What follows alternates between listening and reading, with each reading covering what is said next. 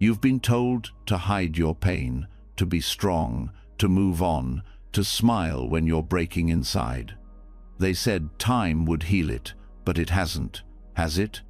You still feel the ache, the tightness in your chest, the thoughts that won't stop spinning, the sadness that won't go away. No matter how busy you stay, no matter how hard you try.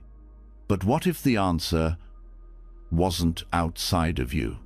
What if peace wasn't in forgetting, but in finally understanding? For over 500 years, Buddhist wisdom has quietly held the key to healing, to peace, to freedom from suffering. Not through escaping emotions, but by sitting with them and seeing through them.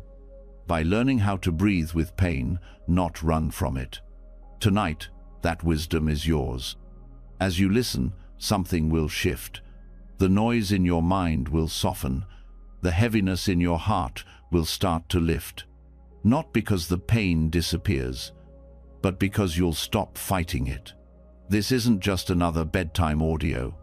This is a deep reset, a gentle unraveling of all the hurt you've carried too long. By the time you wake up, you'll feel lighter, clearer, more whole. Because real healing doesn't shout, it whispers. And it begins now. Are you ready to let go? Let's begin. You've made it here for a reason. Maybe the thoughts haven't stopped. Maybe your chest feels tight and heavy for reasons you can't explain. Maybe no matter how much sleep you get, you still wake up tired in your body, yes. But more than that, tired in your mind. The kind of tired that comes from thinking too much, feeling too much, carrying pain that never seems to go away. And now, in this quiet space where no one is asking anything of you, where no one is judging you, where you don't have to pretend or perform, you can finally rest. Not by escaping the pain, not by ignoring it, but by letting something deeper begin to heal. For over 500 years, the Satipatthana Sutta has offered a path for those who suffer silently, for those who overthink, for those who ache but don't know where to place the pain. And now, as your body settles, as your breath slows, that path is gently opening. Let it carry you inward, toward yourself. The mind doesn't repeat the same thoughts to hurt you. It does it to try and protect you from regret, from failure, from unexpected hurt. But what begins as protection quickly becomes a prison. That's the cycle of rumination. The same questions, the same fears, the same judgments swirling around like a storm that never clears. Why did this happen? What if I had done something different? Why do I still feel this way? The Satipatthana Sutta offers no judgment for these questions. Instead, it gently leads us back to what's real, what's happening now. It doesn't ask you to believe anything. It simply asks you to observe, not with force, not with shame, just to see what's here. And where does it begin? With the body. That is not an accident. The first foundation of mindfulness is the one we forget the most. The body is always honest. It doesn't overthink. It doesn't worry. It just is. When your thoughts are spinning and your emotions feel too big, the body is the first place to return. Feel your breath. Don't try to fix it. Just feel it. Notice the rise and fall. Feel where your body touches the surface beneath you. Notice the warmth, the stillness, the gravity pulling you toward the earth. In that noticing, you're already interrupting the loop. You're saying to your mind, I hear you, but I'm choosing to be here. And the more you come back to your body, the less control the thoughts have over you. You don't need to argue with them. You don't need to explain yourself. You just return. Quietly, gently, again and again. When you begin to feel your body without judgment, something else begins to surface. Not just the structure of the body, but the sensations that move through it. This is the second foundation, feeling. In Buddhism, feeling doesn't mean emotions the way we usually think of them. It means the raw quality of experience. Is it pleasant, unpleasant, neutral? That's all. Nothing complicated. No stories. And that simplicity is powerful, because so often we add stories to sensations. A tight chest becomes anxiety. A headache becomes failure. A wave of sadness becomes a personal defect.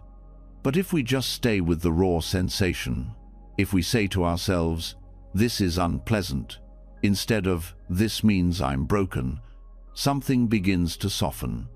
You start to see that pain doesn't have to become suffering. You don't have to push it away. You don't have to make it mean anything. You just feel it. You meet it like you would meet a guest in your home. And you breathe. Then comes the third foundation, the mind itself. Here, the practice goes deeper. You begin to observe the state of your mind, not what you're thinking, but how your mind feels. Is it restless?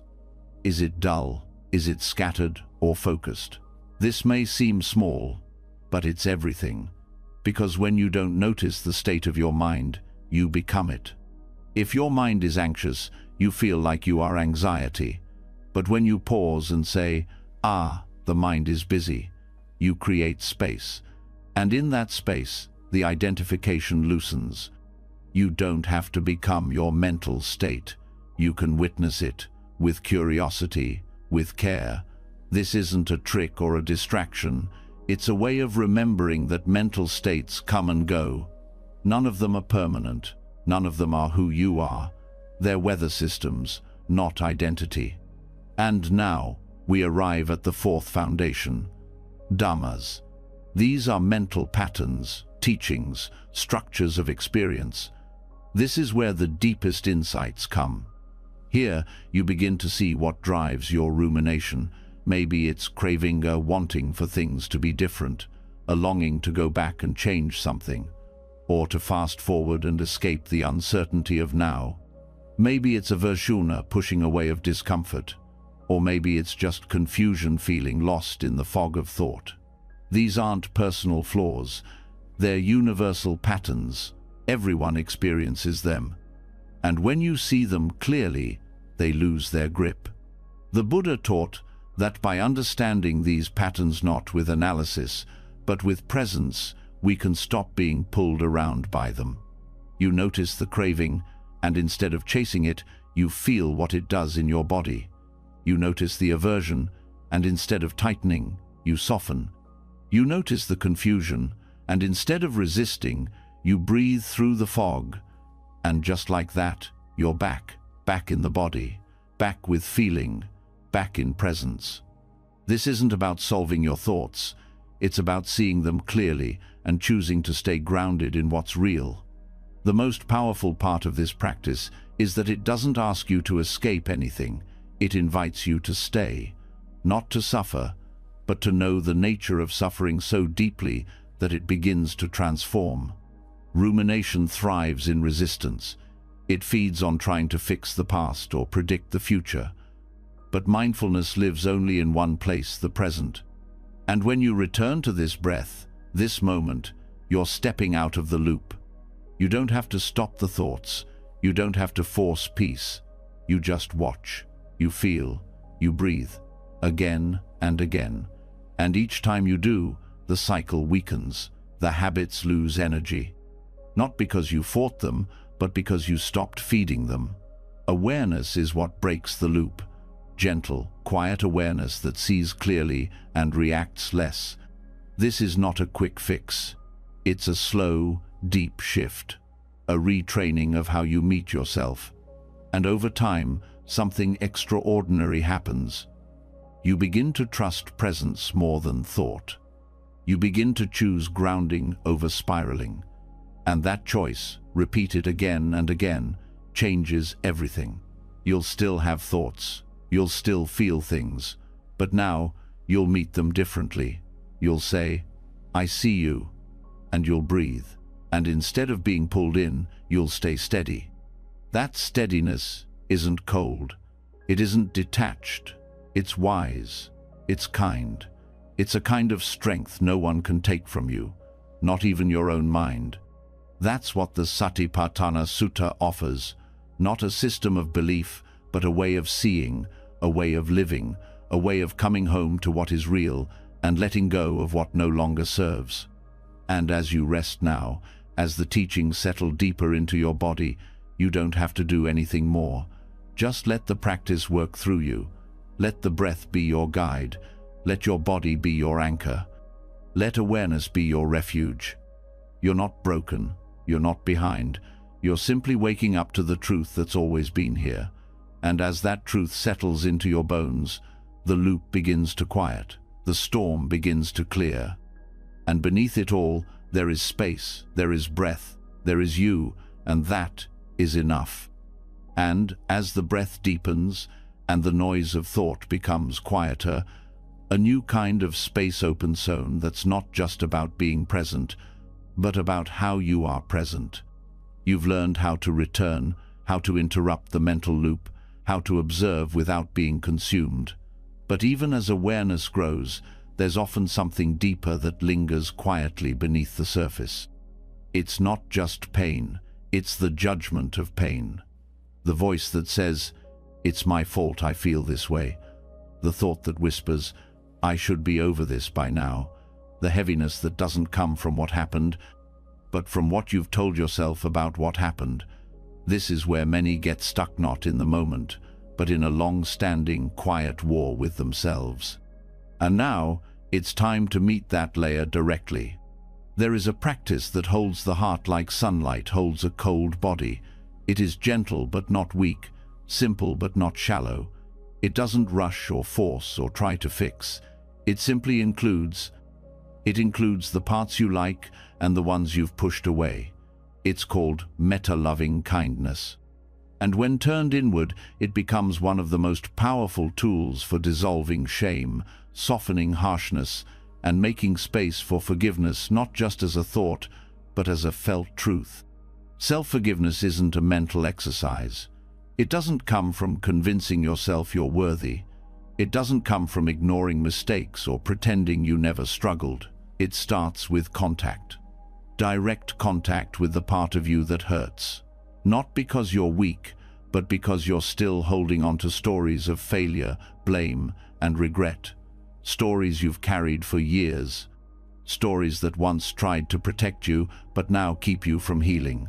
Metta Bhavana gently unwraps those layers, not by arguing with them, but by meeting them with care. The practice begins not with thoughts, but with willingness. The willingness to stop avoiding yourself. To sit with the part of you that feels unworthy, not with criticism, but with warmth. Not with judgment, but with softness. You start by repeating phrases not to control your feelings, but to shape your relationship with them. Phrases like, "May I be kind to myself," or "May I be free from the weight of self-judgment." You don't have to believe them at first. You only need to say them, to offer them like seeds into the soil of your own heart. Each phrase is a gesture, a quiet bow toward your own humanity, a reminder that even the parts of you you've hidden are still worthy of love, not because they're fixed. Not because you've done something to deserve it, but because you exist. That's enough. You might notice resistance. The mind may say, "But I don't deserve this," or "This is pointless." That resistance is part of the process. It's not a sign to stop.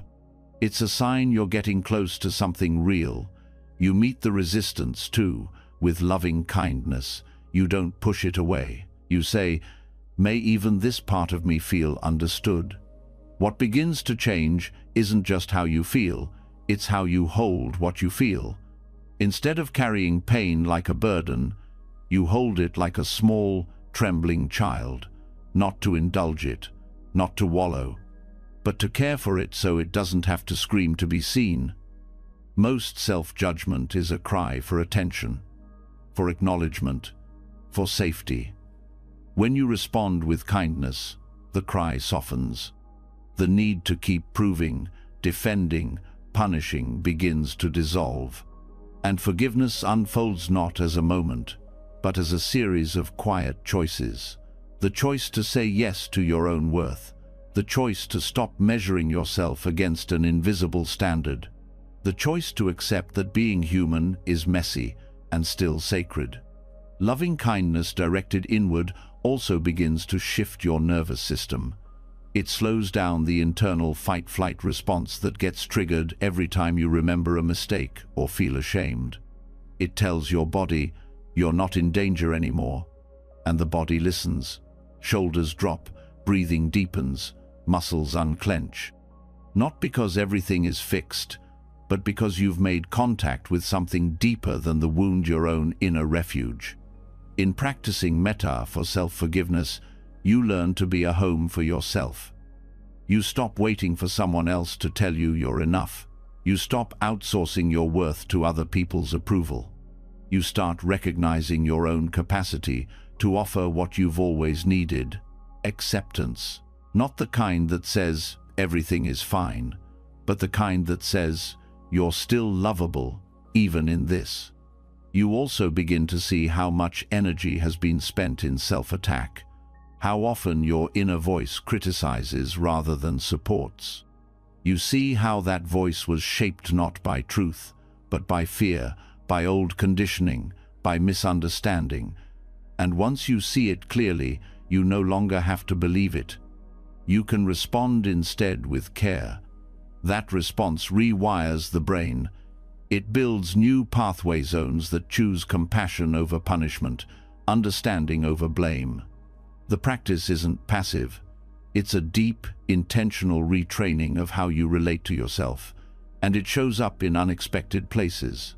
In how you talk to yourself when you forget something, in how you respond when you feel overwhelmed, in how you breathe through a wave of sadness without making it mean you're broken. Loving kindness directed inward doesn't mean you stop growing. It means you stop growing from fear. You grow from support instead. You become your own ally. Not by pretending to have it all together, but by staying close to yourself when you don't. There is no part of you that doesn't deserve to be seen. No memory too painful, no regret too old, no mistake too deep. Every part of you that hurts is asking to be met with care, not fixed, met. Metta Bhavana offers you a language for that care, a rhythm for it, a structure that, when practiced with sincerity, begins to melt even the oldest walls. You may begin to notice moments where kindness arises naturally, where you catch a harsh thought and replace it with a breath, where you feel tenderness instead of shame, where you offer yourself silence instead of scolding. These are signs of healing, subtle but powerful. They grow, not by force, but by gentle repetition. The practice also reveals where your compassion has limits, where you still withhold love from parts of yourself. Not to shame you, but to invite you to open further. To say, even here, I will offer kindness, especially here. This is not about pretending everything is okay. It's about relating to what's not okay with a heart that doesn't close. That is what dismantles shame. That is what dissolves unworthiness. Not clever thoughts, not external validation, but your own willingness to stay, to care, to love, even when it's hard, especially when it's hard. There is a strength in this practice that goes unnoticed by the world, a quiet, unshakable power that comes from no longer turning against yourself, from choosing, moment by moment, to speak to yourself like someone you care about. That is the essence of self-forgiveness. You no longer demand perfection to offer love. You no longer wait for all the pain to go away to feel worthy. You stop chasing wholeness and start realizing it was never missing. That it's here, now, underneath the layers. Metta peels those layers back, gently, over time. And what remains is you. Not the wounded version, not the perfect version, just the honest human being who breathes, who tries, who hurts, who hopes, and who, through this practice, begins to remember something ancient and true. You are not the story of what went wrong. You are the capacity to love through it. Let the words continue, even when it's hard, especially then. Let the breath be your anchor. Let the phrases be your compass. Let the heart soften slowly. This is the work, not to become someone else, but to return again and again to the parts of you that were never broken, only waiting to be seen. And if you forget, if the harsh voice returns, if the pain rises again, you start over. That's the beauty of this path. It never runs out of second chances. Every breath is a new beginning. Every phrase, a new offering. Every time you stay, you heal a little more. Not with noise, with presence, with kindness, with the quiet decision to stop abandoning yourself. In this space, you don't have to hide. You don't have to earn rest. You don't have to justify your softness. You just have to be here, to breathe, to let the heart open, one small moment at a time. You're allowed to be whole, even in pain. You're allowed to be loved, even in pieces. And now, through this practice, you're learning how to love yourself there, completely, freely, gently. And that, right now, is more than enough. The more you return to kindness, the more you start to see something unexpected beneath all the self-blame, beneath every harsh memory and every apology you whispered in your own mind. There's something deeper holding it all. A quiet identity built on wounds. The one who failed, the one who wasn't enough, the one who should have known better. That identity clings to every mistake, every loss, every time life didn't go as planned. And yet, what if the pain doesn't come from the event itself, but from the belief in a solid you that it happened to? What if the suffering stays alive because the mind keeps trying to protect a self that doesn't really exist in the way we think it does? This isn't about philosophy. It's not about thinking differently just for the sake of it. This is about freedom. Because once you begin to see clearly how the idea of a fixed identity creates emotional pain, everything changes, not all at once, but steadily, with each moment of insight. Anatana self isn't about denying your experience. It's about understanding it from a place that isn't so tight, so personal, so permanent. And that understanding begins right here. From the moment we're young, we begin to build a sense of self. It's shaped by words spoken to us, roles we were given, things we did right, things we did wrong. Over time, it becomes a story. I'm this kind of person. I don't deserve that. I'm always the one who gets left. I mess everything up. The mind doesn't create this story to hurt us. It creates it to make sense of things. But that story gets mistaken for truth. And we forget something vital, that these are only thoughts. That this self we protect and mourn and judge is not a fixed object. It's a moving, changing process. It isn't who we are. It's what we've constructed out of memories, reactions, and expectations. And when something painful happens, that false structure tightens. It says, "This happened to me. They hurt me. Life broke me." The emotions may be real. The event may have happened. But the story that you are permanently wounded, fundamentally wrong, or forever damaged, this is where the suffering deepens. The idea of self personalizes every wound, magnifies every regret, and attaches identity to things that were never meant to define you. Through the lens of anatta, the self is not an object to be found. It's a habit to be understood. It's not that you don't exist at all. It's that you don't exist the way the mind believes you do, as a single, unchanging, solid thing. And once that grip loosens, pain doesn't have the same weight. You can still feel hurt without being trapped in the belief that you are the hurt. This is why the Buddha pointed so often to the 5 aggregates form: feeling, perception, mental formations, and consciousness, not as parts of a true self, but as a way to see how what we call me is actually a flow, a pattern, a process unfolding moment by moment. You're not the same person you were 5 years ago. You're not even the same person you were yesterday. And yet, The mind clings to a fixed image. This is who I am. This is what I deserve. This is how people treat me. That clinging is suffering. Letting go is liberation. You start to notice how tightly identity wraps around emotion. Anger becomes my anger. Shame becomes my weakness. Loss becomes my failure. But if you really look at anger, just the sensation, just the thought it arises, it stays, it fades. The same with sadness, with fear, with guilt. They are movements. They are events in awareness. They are not you. The only reason they last so long is because the mind wraps them in a story and says, "This is who I am now." What happens when you stop doing that? What happens when you simply feel what's here without adding the weight of identity? The answer isn't conceptual, it's direct.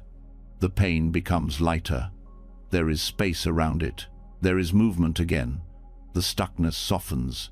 You start to see emotions not as attacks on your worth, but as weather patterns moving through the sky of awareness.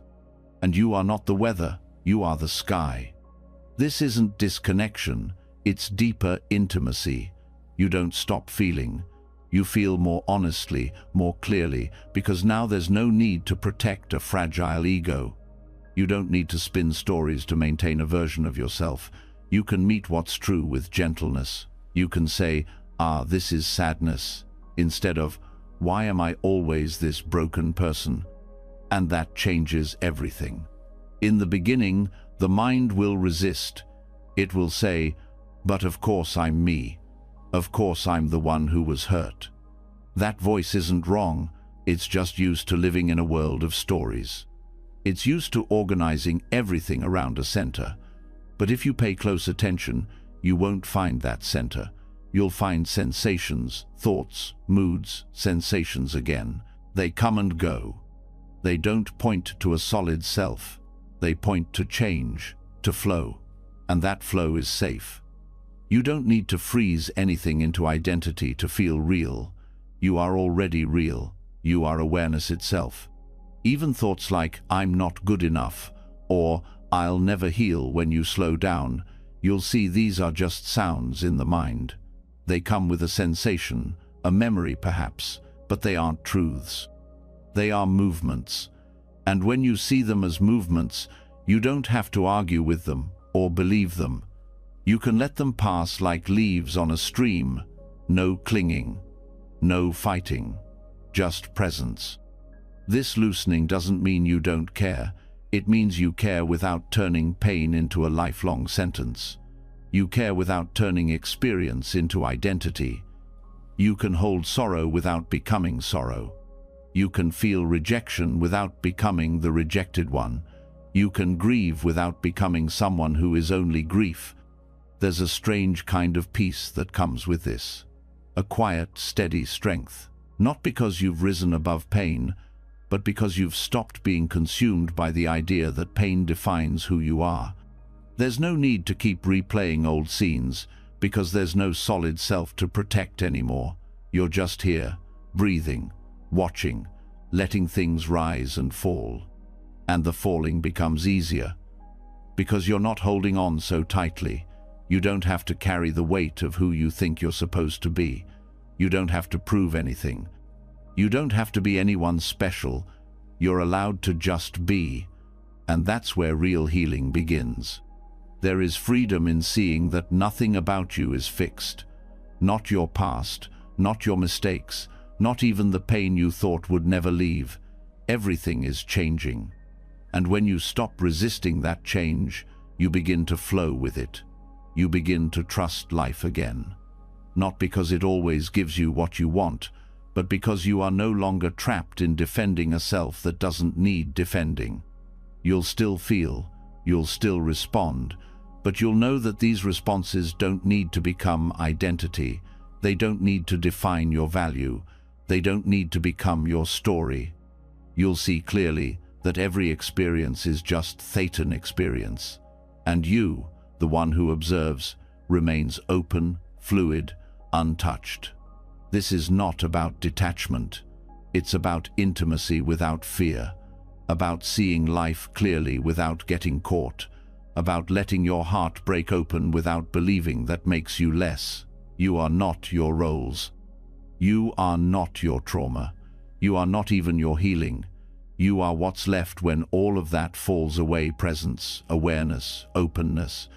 This understanding does not come from thinking harder. It comes from watching gently, over and over. Watching the way identity forms around pain. Watching the way thought tries to solidify what is always moving. And then choosing not to follow, choosing instead to remain right here, present with what is. In that presence, things shift. You see the urge to personalize everything begin to weaken. You feel less need to defend yourself, less need to explain, less need to be anything other than awake. This is the freedom that the Buddha pointed to not in some future life, but here, now, in the recognition that there is nothing to hold on to, and in that nothing, there is peace. This is not an idea to accept, it is a truth to feel. In your breath, in your body, in the quiet spaces between thoughts. Rest there now. Let the illusion of self soften. Let the weight you've carried for so long drop gently to the ground. You are not what happened to you. You are not the one who failed. You are the one who sees. And that seeing is your freedom. Always was. Always will be. The illusion of a fixed self begins to soften when you stop gripping every emotion as a reflection of identity. That softening opens the way for something even more honest, the raw fact that life can hurt. Not because you've failed, not because something is wrong with you, but because pain is part of being alive. And the mind, even when it begins to see through the illusion of self, still has one more habito: turn away from pain, to avoid, deny, numb, or fight it. But healing does not begin with escape. It begins with acknowledgement, with turning fully toward what hurts, not to fix it, but to finally stop running. This is where the first noble truth begins. Dukkha. A word often translated as suffering, but deeper than just emotional pain. It speaks to a subtle dissatisfaction that runs through existence itself. A friction, a weariness, a sense that things never quite feel secure or lasting. And instead of pretending it's not there, the Buddha began his teachings by naming it. He didn't say life was meant to be pure joy. He didn't offer false promises. He offered truth, and in doing so, he offered freedom. The first truth is not a pessimistic statement. It's not meant to bring despair. It's an invitation into honesty, to say, yes, there is suffering, there is loss, there is aging, there is uncertainty, there is grief. These are not signs of failure. They are part of the package of life. And the moment you stop treating them as enemies, you stop making them worse. Resistance amplifies suffering. Avoidance makes pain grow louder, but turning toward it not with drama, not with panic, but with clarity is the first act of peace. That turning is subtle. It's not a dramatic moment. It's the quiet decision to sit with discomfort without needing it to go away. It's saying, this hurts, without adding, and that means I'm broken. It's noticing fear without needing to control the outcome. It's being present with what the heart is holding, even if it's heavy. And in that presence, something changes. Pain is still there, but it no longer owns you. It no longer defines your reality. It becomes something that can be met, felt, understood, not something you have to fight or hide from. This kind of honesty requires courage, not the kind that pushes through, the kind that stays still, that listens, that allows space for what's real, even when what's real is uncomfortable. And in that space you begin to notice, pain is not constant. It has texture, it has movement, it rises, it pulses, it quiets. You begin to feel the difference between pain and the story about the pain. The pain may be sharp, but the story says it will never end. The pain may feel lonely, but the story says it means no one cares. And once you see the story clearly, you're no longer trapped inside it. Turning towards suffering also reveals its universality. The mind often says, "Why me?" But when you stay present, you begin to see, this isn't just your burden, it's the human condition. Everyone hurts. Everyone carries something. There is nothing shameful about that. There is nothing personal in the fact of dukkha. It's not a punishment. It's not proof of inadequacy. It's simply what happens when life is impermanent, when bodies change, when hearts love and lose. And knowing that brings compassion not just for yourself, but for others. You begin to soften, not just toward your own pain, but toward the pain you see in strangers, in friends, in those you never understood before.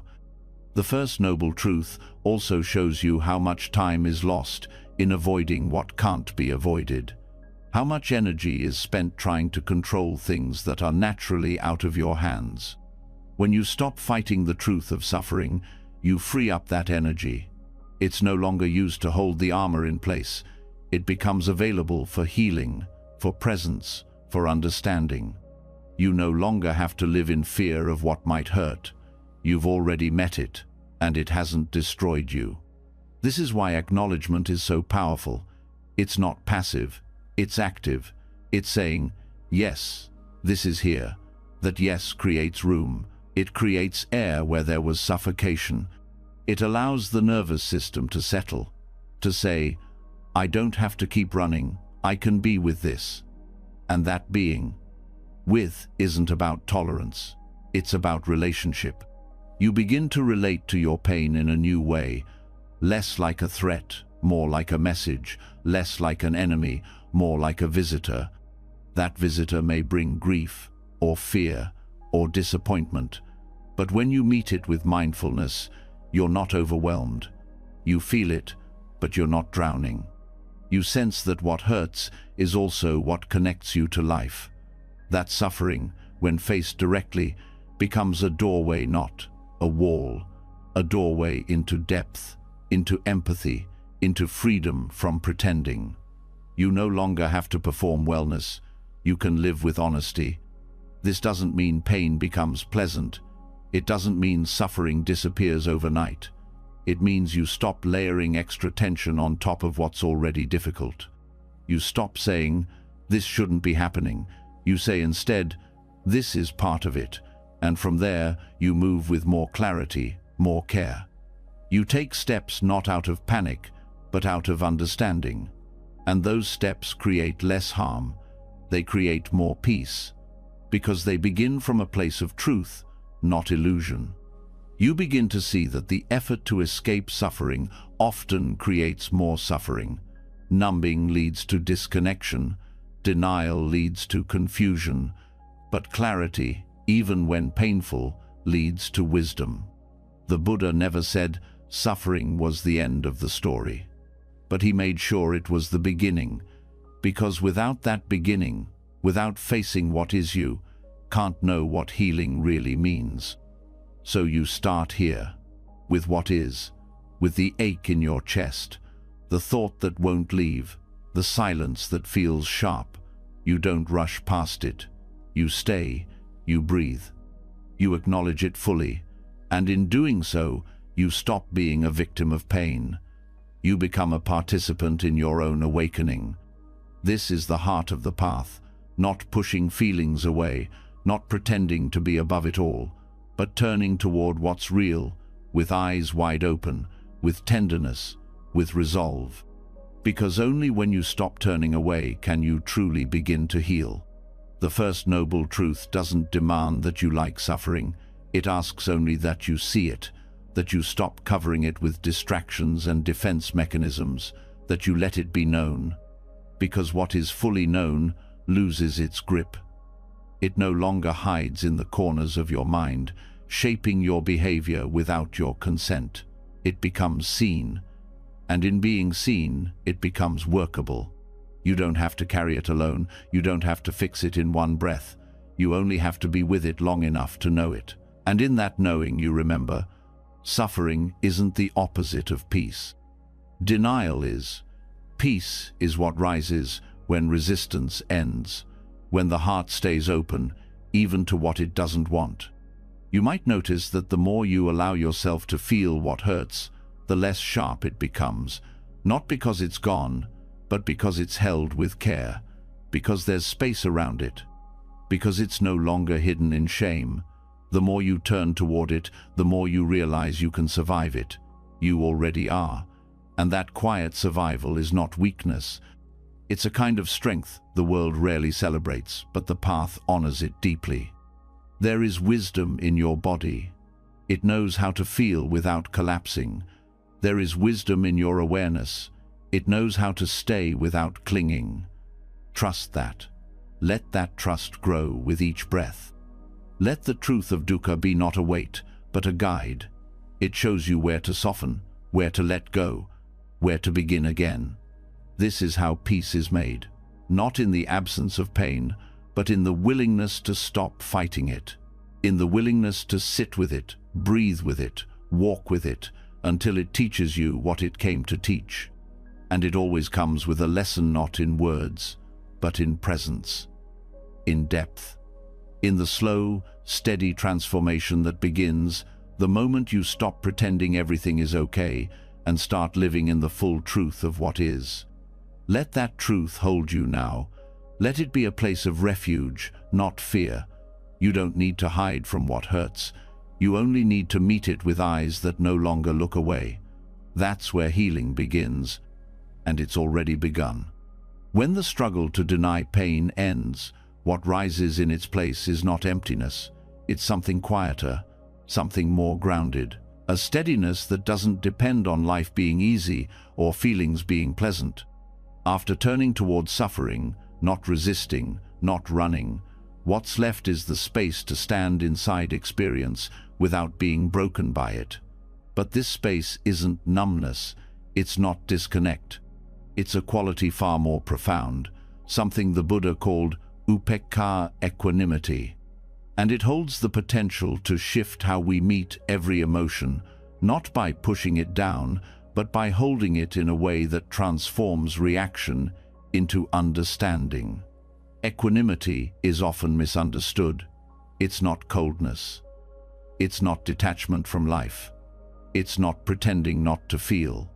It is full presence with what is without grasping, without resisting, without clinging to outcome.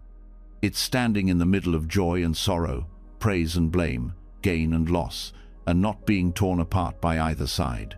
It's the ability to remain open while not being overwhelmed, to care deeply while not losing yourself in the weight of caring.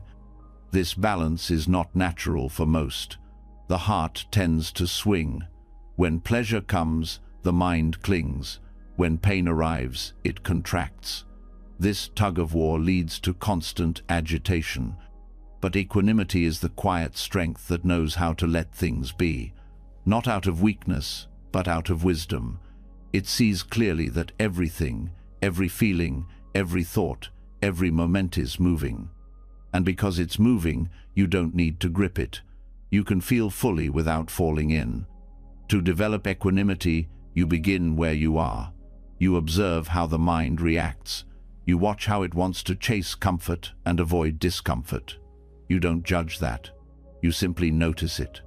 You see how tightly the body holds when things feel unfair or uncertain. You recognize the stories that rise when emotions are strong, and instead of pushing them down, you breathe into them. You give them space. Not to indulge, not to analyze, just to allow. In that allowing, balance is born. Because when you're no longer fighting or feeding emotion, you're simply with it. You're not drowning in anger. You're aware that anger has arisen. You're not lost in fear. You're holding space for fear to be felt. That awareness is not passive. It's what allows you to act without being driven by reactivity.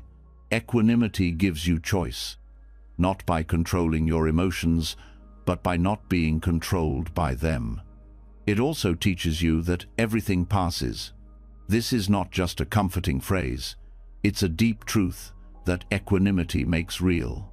The mind says things will never change, that the discomfort you feel now will last forever. But equanimity sees the impermanence in all things. It notices the subtle shift from heavy to light, from intense to soft, from stuck to open. When you trust impermanence, you don't need to panic when feelings rise. You know they won't stay. You can stay steady as they pass through. This steadiness doesn't make you less human. It makes you more fully present. Because now you're not reacting to every emotional wave as if it's a threat. You're not being pulled in 10 directions by things outside your control. You're rooted. That root is not indifference. It's love made wise, compassion made stable, awareness made strong enough to hold whatever life brings without collapsing under its weight. Equanimity also shows up in relationships. When someone praises you, you don't get inflated. When they blame you, you don't shrink. You remain grounded in your own inner knowing, not arrogant, not defensive, just steady. You're not seeking validation from every interaction. You're not trying to win or avoid judgment. You're listening with clarity, speaking with care, and staying rooted in what you know to be true. That calm becomes a refuge for others. People feel it. They feel safer around someone who doesn't overreact, who doesn't need to be right, who can stay soft in the face of intensity. In emotional storms, equanimity becomes your shelter. Not by hiding from the rain, but by standing in it without being washed away. It's the quiet voice inside that says, "This too will pass." And even when it doesn't pass quickly, it says, "I can meet this without losing myself." That's real power, not force, not control, but presence that can endure. Training in equanimity doesn't mean you stop feeling joy or sorrow. It means you stop grasping at one and resisting the other. You start meeting both with the same open attention. Joy comes, and you smile, but you don't cling. Sorrow comes, and you breathe, but you don't collapse. The mind may still try to hold on. The heart may still want certainty. But with practice, you notice those movements without being caught in them. This noticing becomes your teacher. You learn to stay with discomfort longer, not to suffer more, but to suffer less by not flinching. You learn to pause when something beautiful happens, not to make it last forever, but to be fully there while it's here. You learn to stay connected in the face of others' pain, not by carrying their suffering as your own, but by holding space without drowning in it. Equanimity also brings deep freedom in letting go. The mind loves to replay events, to hold grudges, to keep the past alive as proof that something went wrong. But equanimity sees that holding on to what already ended only continues suffering. It lets go not out of apathy, but out of understanding. You don't need to keep grasping a pain just to prove that it mattered. You can honor it, learn from it, and still release it. Letting go is not forgetting. It's not denial. It's a gentle decision to stop carrying what can't be changed, to stop gripping what's already moved. This kind of release is only possible when you trust that you can face life as it is, without needing it to be different in order to be okay. That's the wisdom of balance. Equanimity also connects to the body. You start to feel how emotions affect your breath, your muscles, your posture. You begin to notice tension rising before your mind even names the emotion. And in noticing, you soften. You breathe more slowly. You open your hands. You respond to the body's signals with care instead of ignoring them. That physical balance supports emotional steadiness. You're no longer bracing against the world. You're flowing with it. In moments of deep uncertainty, equanimity becomes a compass. When the mind doesn't know what will happen, when the future is unclear, it offers calm. Not by giving answers, but by reminding you that you don't need certainty to be present. You don't need guarantees to take the next step. You only need to stay with what's here and respond with clarity. This doesn't mean every situation becomes easy, but your relationship with difficulty changes. You stop asking life to be fair and start asking how to meet life fairly. You stop demanding comfort and start building resilience. And that resilience isn't harsh or rigid. It's fluid. It bends without breaking. It listens without needing to fix. Equanimity also teaches humility. You begin to see that you can't control everything, not how others think, not what the world does, not even your own emotions, but you can choose how to meet what arises. You can choose to stay open, you can choose not to shut down, and in that choice, you find a freedom that control could never give you. This freedom also deepens your spiritual path. You no longer chase blissful states or try to avoid hard ones. You become interested in truth, what's real, what's present, what's arising now. That curiosity keeps you grounded, it keeps you honest, and it keeps you awake in the moments when the mind would rather turn away. Equanimity doesn't ask you to be perfect. It invites you to be real, to feel what you feel, to stay with what's hard, to love without losing yourself, and to trust that in the middle of it all, there's a place inside you that can hold everything without being overwhelmed. That place isn't a fantasy. It's not a special gift. It's a quality you already have. You're practicing it every time you pause before reacting, every time you breathe through discomfort, every time you care deeply without collapsing. That is equanimity. That is emotional liberation. And it's not far away. It's here, now, in this breath, in this body, in this moment you're living. Let yourself rest in it. Let it grow through practice. Let it hold you when things are stormy. Let it remind you that balance is not stillness without movement. It's movement without being thrown off center. You are not here to be untouched by life. You are here to meet it fully and to remain steady, not because everything is calm, but because you have learned to carry calm within you. Let that steadiness grow now. Let it shape how you move, how you feel, how you live.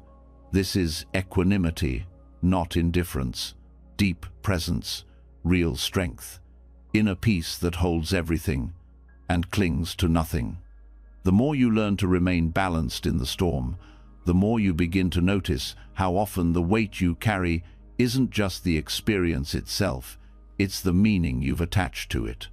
The weight of guilt, the burden of blame, the belief that somehow this pain is your fault, that something you did or didn't do caused everything to fall apart. And buried beneath those beliefs, there's often one idea quietly shaping it all: karma. But not the karma the Buddha taught.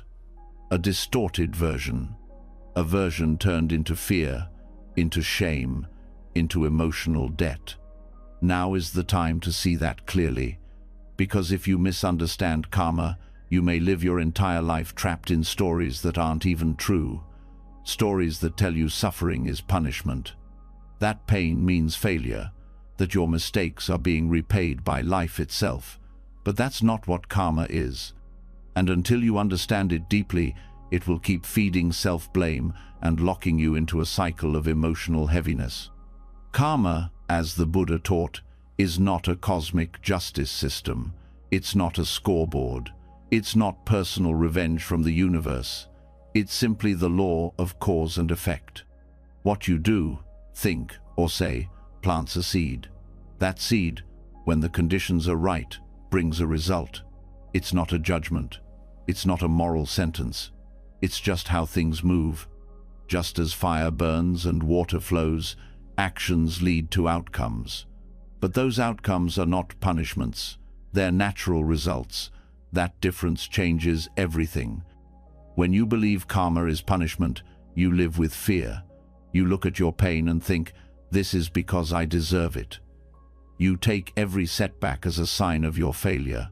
every illness as retribution, every loss as proof that you've done something wrong. That interpretation doesn't bring wisdom, it brings shame. And shame doesn't lead to growth, it leads to hiding, to silence, to the tightening of the heart. But when you begin to understand karma as neutral, not moral, not emotional, just functional, you can begin to look at your life with clearer eyes. You stop seeing yourself as the problem and start seeing your actions, your choices, your habits as conditions that shape experience. And you realize you have power, not power to control everything, but power to choose what seeds you plant now. That's what the Buddha emphasized. Not you are suffering because you sinned, but you are always creating new causes, and with awareness, you can shift your direction. This turns guilt into responsibility. Not the heavy, self-hating kind of guilt, but the kind of ownership that says, I may not control the past, but I can respond to the present. This is a huge relief, because now you don't have to explain every difficulty with a theory of punishment. You don't have to look back and search for what you did wrong. You can meet each moment with clarity, asking, what am I creating now? It also brings compassion for yourself and others. Because when you understand karma as cause and effect, you see that people don't suffer because they're evil or bad. They suffer because they're caught in patterns. Patterns that come from fear, from ignorance, from pain passed down, not from some cosmic ledger of sins. And that means your own suffering too is not proof of your unworthiness. It's a chance to understand the pattern, and once you understand it, you can start to let it go. There is a kind of emotional cruelty that happens when karma is used as blame. When people are told, directly or subtly, that they attracted their pain, or created their illness, or caused their abuse. That kind of thinking is not only inaccurate, it's harmful. The Buddha never taught that all suffering is the result of personal past actions. He pointed to many causes: biology, environment, other people's actions, randomness. Karma is only one part, and it's not always traceable. Sometimes effects happen without a clear, linear cause. Life is complex. The human mind loves simple answers, but the truth is more layered. Understanding karma means respecting that complexity, not reducing it to blame. It also means releasing the obsession with fairness, the idea that everything must happen for a reason or that the universe owes us justice is not part of karma. Karma doesn't guarantee fairness. It guarantees patterns. Sometimes those patterns are interrupted by other forces. Sometimes they don't ripen in ways we expect. When you let go of the demand for perfect fairness, you stop being shocked by life's messiness. You start focusing on what you can do now, not what you think you should have been spared from. And this now is where karma truly lives. Not in your past, not in your imagined future, but in your present intention. Every word, every thought, every choice is a cause. Some of them are small, some are big. All of them shape what comes next. That's not a reason to fear every move you make. It's a call to wake up, to act from wisdom instead of habit, to plant seeds that bring peace, not more confusion. You can't undo every past cause, but you can stop feeding old patterns. You can notice when guilt rises and choose not to act from it.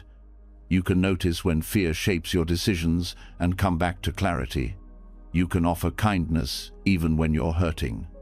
That is how karma becomes a path to healing, not through punishment, but through presence.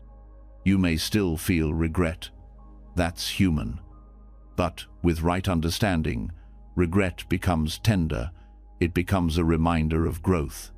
It says, I see more clearly now. It doesn't say, I am terrible, and when others are caught in their own harmful patterns, this view of karma lets you hold their pain without judgment. You see their actions as causes. You see their behavior as conditioned. That doesn't excuse harm, but it explains it. It makes room for compassion and boundaries at the same time. Understanding karma also means letting go of perfectionism. You're not here to live a life of flawless causes and perfect effects. You're here to learn, and learning means mistakes. Every being on this path has planted seeds they regret. The point is not to be clean. The point is to be honest, aware, humble, willing to shift. This is what emotional healing requires.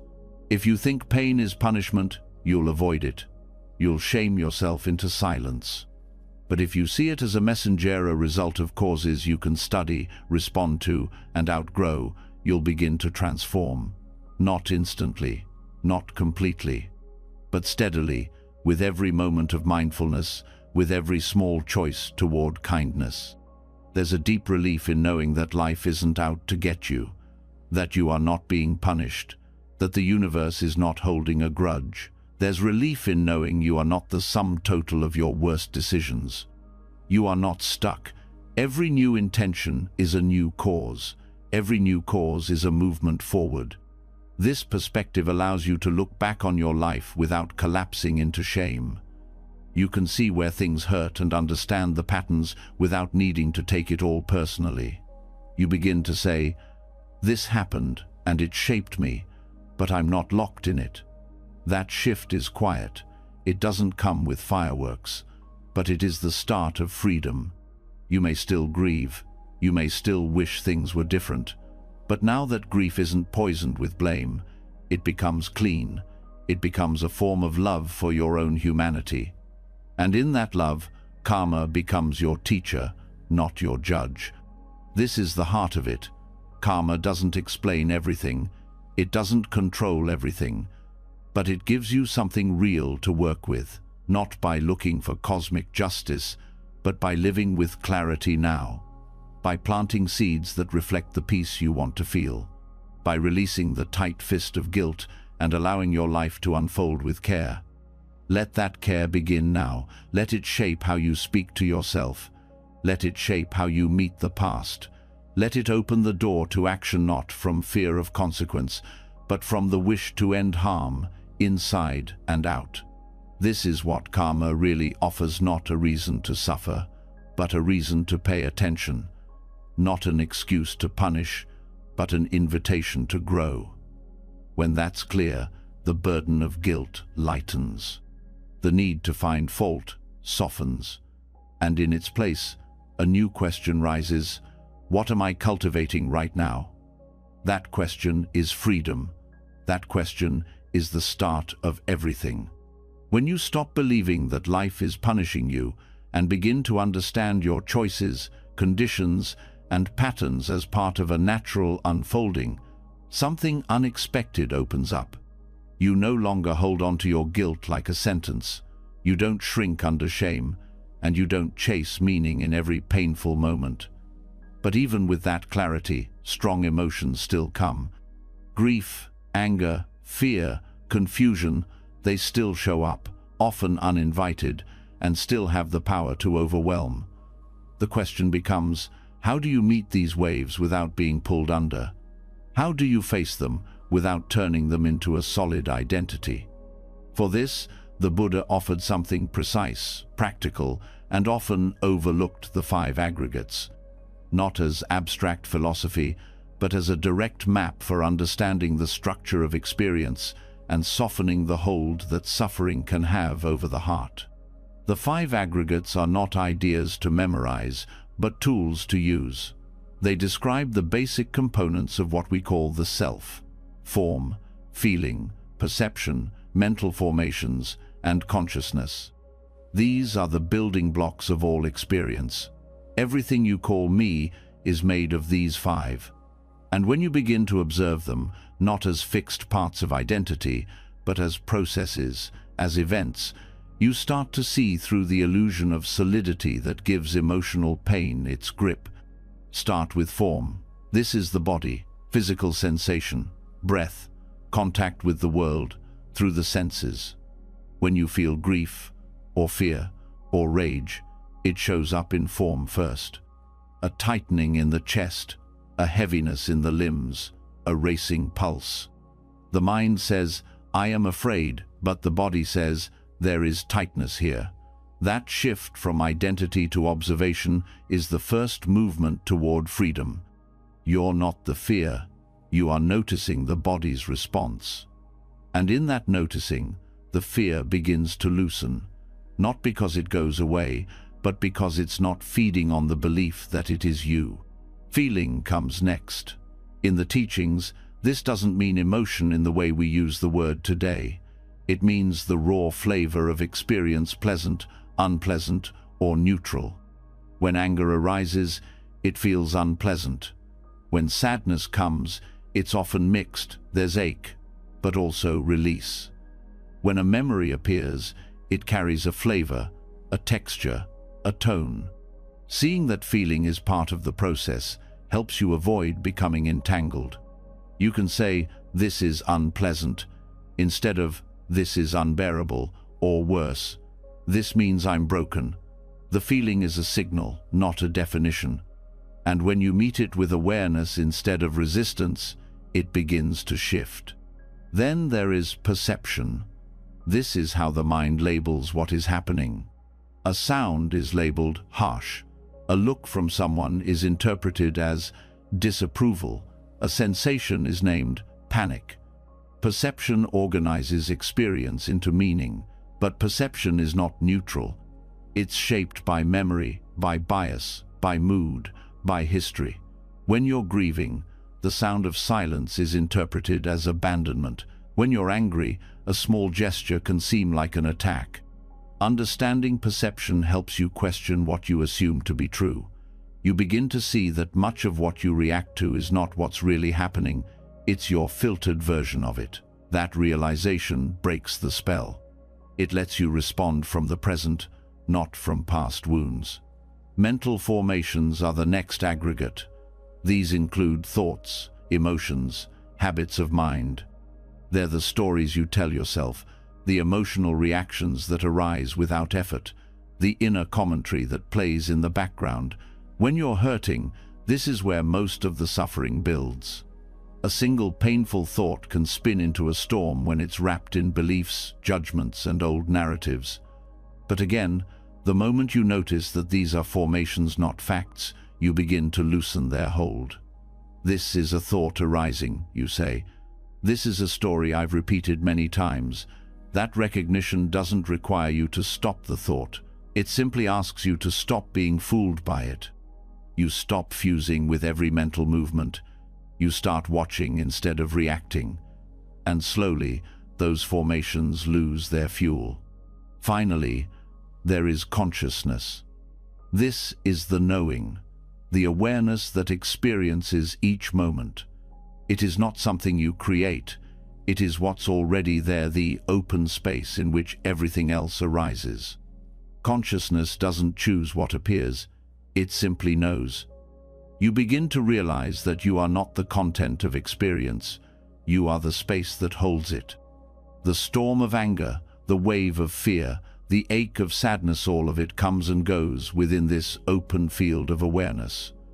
And that awareness, when cultivated, becomes your home, your center, the place where emotional pain can be held without being amplified. When you look at a painful emotion through the lens of the aggregates, something radical happens. You stop treating it as a solid thing. You stop saying, I am anxious, and start observing, there is unpleasant feeling, tension in the body, thoughts about danger, and a knowing of all of this. In that observation, the emotion becomes workable. It's no longer a fixed enemy. It's a set of interdependent movements. Each part can be seen, and what is seen clearly is no longer in control. This process doesn't make pain go away, but it makes pain understandable. It gives you space to stay with it, to befriend it, to let it move through without turning into suffering. Because suffering is not the feeling itself, it's the clinging, the resistance, the identification. When those soften, what's left is just the raw truth of the moment. And that truth is always changing. You begin to recognize patterns. Maybe anger always comes with heat in the face, a flood of judgmental thoughts, a tightening in the gut. Maybe sadness brings heaviness in the chest, memories of past loss, and a perception of being alone. These patterns are not wrong. They are simply mechanical, like wind moving through trees. When you see them as processes, not personal failures, you relate to them differently. You stop fearing them. You stop fighting them. And that shift is what changes your life. The aggregates also help you see the impermanence of experience. You notice that feelings rise and fall, that thoughts come and go, that even the sense of self changes throughout the day. You feel strong one moment, small the next, confident in the morning, uncertain by night. There is no fixed identity holding it all together, only a stream of conditions. That stream is not a problem. It's a doorway, a chance to meet each moment with interest instead of fear. This understanding doesn't require analysis. It requires observation, direct contact. You sit with what's happening. You notice where it lives in the body, what tone it has, what thoughts it pulls in, what perception colors it. And all of that is held in awareness. You don't need to fix it. You just need to see it clearly. When you live this way, emotional pain becomes less mysterious. You stop asking, "Why am I like this?" and start seeing, "Here is a moment of pain unfolding through these parts." And that shift from self-judgment to inquiry is what brings relief. Not because the emotions disappear, but because you no longer believe they define you. You also begin to feel more compassion for others, because you see that their pain, too, is a process, not a personality flaw, not a moral weakness, just aggregates moving through conditions. You stop taking things so personally. You see the patterns behind the words, the causes behind the reactions. And in that clarity, you find more room to respond with kindness, with understanding, with space. This framework does not require belief. It doesn't ask you to accept doctrine. It simply asks you to look, to pause, to feel, to notice how the self is not a thing but an event. How pain is not a punishment but a passing formation. How your job is not to fix yourself but to meet yourself as you are and watch, with quiet care, how even the hardest moments move. And they do move, even when they seem frozen, even when they've stayed a long time. With attention, they begin to shift, they open, they soften, not through force, but through being held in the light of your own awareness. This is the gift of the aggregates, not complexity, not philosophy, just the chance to meet each part of your experience with enough space to see its nature, and in seeing, you are no longer caught. You are no longer owned by the emotion. You are free to feel without becoming, free to respond without reacting, free to live with depth and honesty without needing everything to be smooth. That freedom may not be loud, it may not be dramatic, but it is real. It grows quietly, steadily, in every moment you choose to notice instead of fight, to observe instead of collapse, to let experience be what it is without turning it into a prison. And that freedom, right now, is already beginning. Right here, in this breath, in this awareness, in this space where the heart can finally rest. Not because everything is easy, but because you are no longer treating your pain as a problem to solve. You are meeting it as a process to witness, and in that witnessing, peace becomes possible again. The more you learn to see pain as movement instead of identity, the more your inner world begins to shift. You no longer react to every emotion as if it defines you. You start observing, feeling, breathing, and space opens. But even with all this insight, there can still be noise. A subtle background current of thought, analysis, planning, rehearsing, remembering. Even the desire to heal can become a source of tension. And underneath it all is something often overlooked, the craving to keep explaining, to keep narrating your experience, to keep filling the silence. Yet true rest doesn't come from understanding everything. It comes from the willingness to stop talking even to yourself. This is where noble silence becomes more than quiet. It becomes a doorway, not just to peace, but to emotional clarity so deep it cannot be reached through words. In the Buddhist tradition, silence is not emptiness. It is fullness without disturbance. It is the stopping of noise, not just external, but internal. It is the moment when the mind is no longer trying to fix, justify, interpret, or perform. It's not an absence. It's a presence that is vast, steady, and deeply alive. When you stop speaking both aloud and in thought, you begin to notice the subtle activity of your mind. How often it comments on everything, how quickly it jumps to conclusions, how it reaches for stories, arguments, identities, even in the stillness. And for many, that's when discomfort rises. The mind resists the quiet because it doesn't know how to rest in it. It feels unfamiliar. But if you stay, if you do not flee back into mental noise, something remarkable begins to unfold. Silence reveals. It brings to the surface what has been hidden, not through effort, but through non-interference. The emotions you've suppressed, the grief you haven't made time for, the subtle fears you've drowned in busyness, they rise, not to punish you, but because now, finally, there is space. You're no longer drowning them in distraction, you're letting them breathe. And in that breath, they begin to change. They become less threatening. You start to feel instead of explain. You start to know in ways words can't reach. This is not about force. Noble silence is not suppression. It is not trying to be quiet. It is the natural quiet that arises when there is no longer a need to escape what is. It's the stillness that grows when there is no agenda, when presence is enough, when the mind no longer needs to package reality into statements, but simply allows reality to be experienced directly. In silence, you also begin to see the gap between thought and awareness. You see thoughts arising, but you're no longer tangled in them. You no longer chase one after another. You don't need to finish every sentence in your mind. You don't need to solve the puzzle of your feelings. You just watch, and in that watching, thoughts lose urgency. You begin to trust that insight doesn't need to be forced. That understanding comes not through thinking harder, but through being more deeply present. There's a healing that happens when you're no longer talking to yourself about your pain.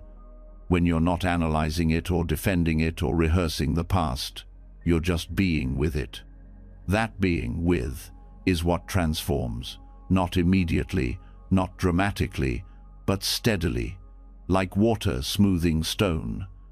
Over time, you become softer, clearer, lighter, not because you've said the right things to yourself, but because you've stopped needing to say anything at all. In silence, you also rediscover your body.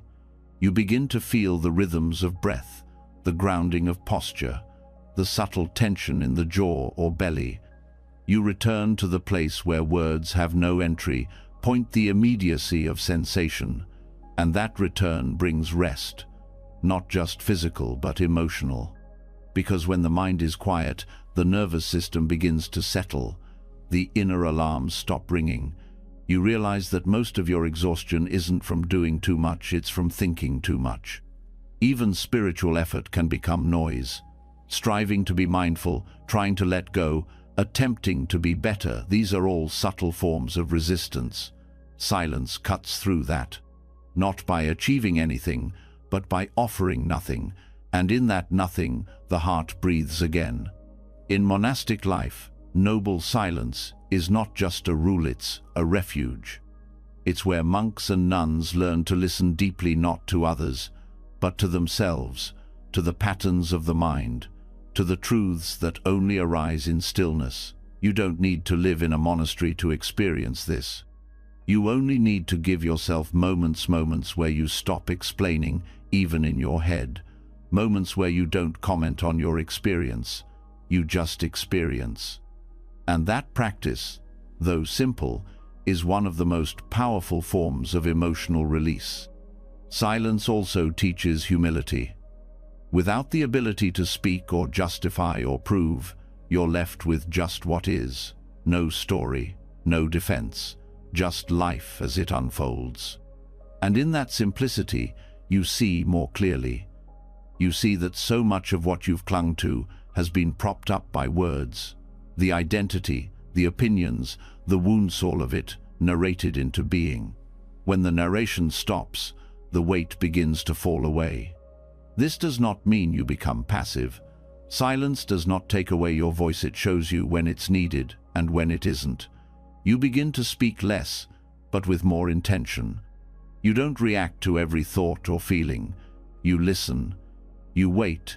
You let things settle. And from that settled place, your words become more honest, more compassionate, more true. Because they're no longer coming from habit, they're coming from clarity. In relationships, this changes everything. You stop needing to fill every space with talking. You start to listen more fully, without preparing your reply. You hold space for others, not by fixing them, but by being fully present. That presence is rare. It is what people remember, even if they don't know why. You become the one who listens without judging, who stays without interrupting. And in doing so, you become a source of quiet healing, not just for yourself, but for those around you. Silence also allows you to reconnect with mystery. In a world where everything must be named, labeled, categorized, silence reminds you that not everything needs to be understood. Some things only need to be felt. Some truths are too deep for language. Noble silence allows you to dwell in those depths, to rest in what cannot be spoken. And in that rest, the heart expands. You may notice that after long silence, even the smallest sound feels different. Even the simplest thought carries weight. Because silence recalibrates your sensitivity, it sharpens awareness. It makes the world vivid again, not because anything changed, but because you stopped dulling your perception with noise.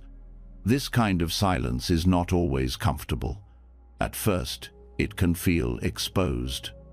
You may feel restless, agitated, uncertain, but these feelings are not obstacles. They are part of the process. They arise because silence removes the layers that kept them hidden. When you stay with them, without speaking, without explaining, they begin to teach you, not through logic, but through presence.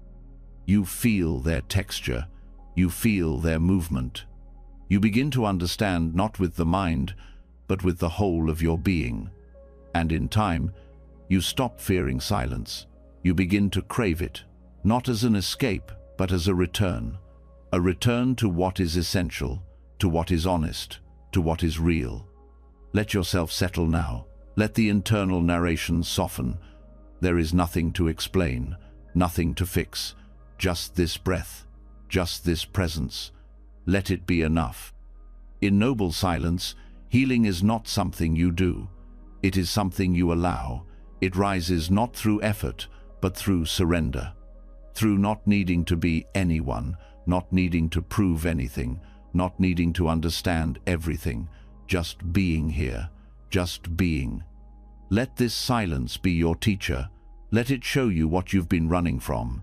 Let it reveal the peace that was always underneath the noise. Not because you finally figured it out, but because you finally stopped talking long enough to feel it. And now, in this space, without commentary, without judgment, rest. Let the stillness hold you. Let it wash over the parts of you that are tired of thinking, tired of speaking, tired of trying to hold it all together. Here, in the quiet, everything can finally soften.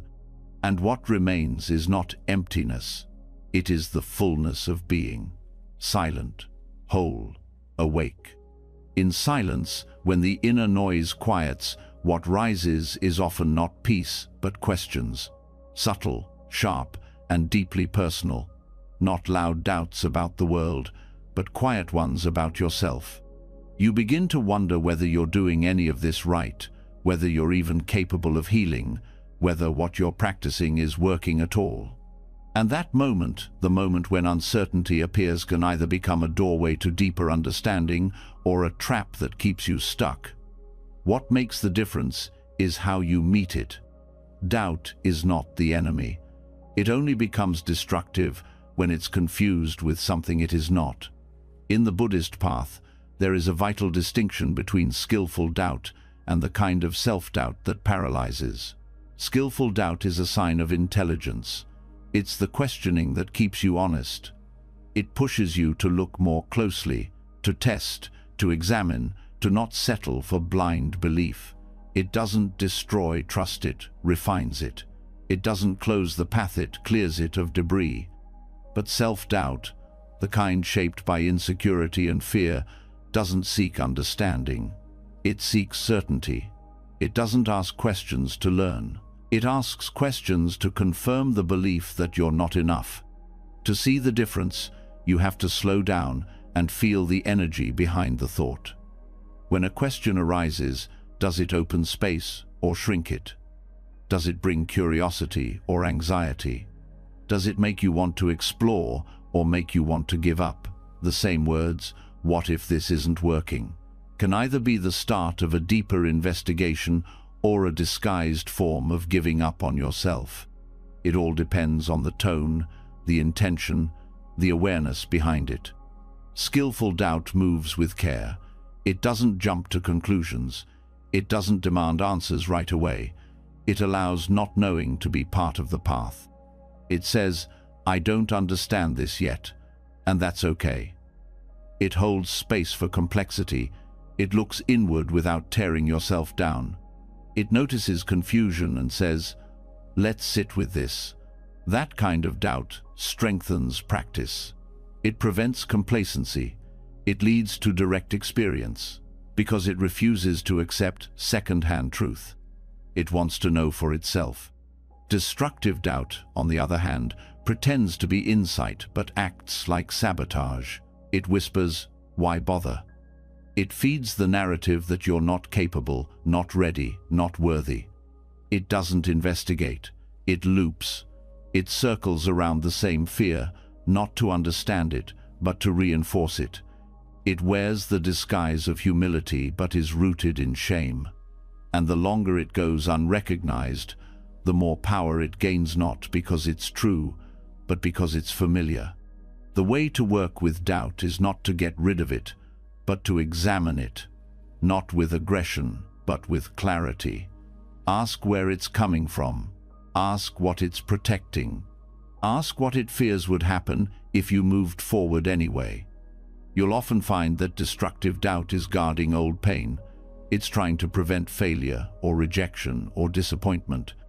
And once you see that, you can meet it with compassion instead of resistance. You can say, "Thank you for trying to protect me, but I don't need to stay stuck." Another sign of skillful doubt is that it stays rooted in the present. It questions what's happening now. It's precise. It's focused. It wants to see clearly. Destructive doubt is vague. It spirals into the future. It drags in the past. It fills your mind with generalizations. "I always do this. I never follow through. I can't trust myself." These are not inquiries. They are attacks. They don't deepen awareness. They shut it down. This distinction becomes especially important in meditation and spiritual life, because self-doubt often masquerades as spiritual humility. You might think you're being honest when you say, "I'm not progressing," or "others are ahead of me," but often these thoughts come from comparing, not from clarity, from judgment, not from presence. The path is not a race. It's not measured in milestones. It's measured in sincerity, in how fully you show up to each moment, even when it's confusing, especially when it's confusing. Some of the most profound insights arise only after long periods of doubt, because doubt forces you to go deeper. It prevents blind acceptance. It demands real contact with experience. That's why the Buddha never said, "Don't doubt." He said, "Know your doubt." He placed it on the list of hindrances not to be hated, but to be understood, to be seen clearly enough that it no longer controls you. When doubt is met with awareness, it transforms. It becomes fuel for inquiry. It teaches you where you're still clinging to control, where you're still trying to guarantee success before you've even begun. It shows you your attachments to outcomes, to image, to progress. And once you see those attachments, you can let them go. Not all at once, but breath by breath, moment by moment. This process requires patience, because the mind wants resolution. It wants to move quickly from uncertainty to certainty. But spiritual growth is not linear, it's circular. It deepens through revisiting, through re-examining, through staying open to not knowing. Skillful doubt trusts that space of uncertainty. It doesn't rush to fill it. It lets the truth unfold in its own time. You may find that the more you allow for not knowing, the more insight arises. When the mind isn't busy proving or defending or denying, it becomes quiet enough to see clearly. And in that clarity, you begin to distinguish between the voice that questions out of wisdom and the voice that doubts out of fear. One helpful practice is to write your doubts down, not to fix them, but to externalize them, to see them on paper, to give them shape. Then ask, does this doubt invite me to look more deeply? Or does it shut me down? Does it come from curiosity or from self-judgment? That reflection alone can begin to shift the energy.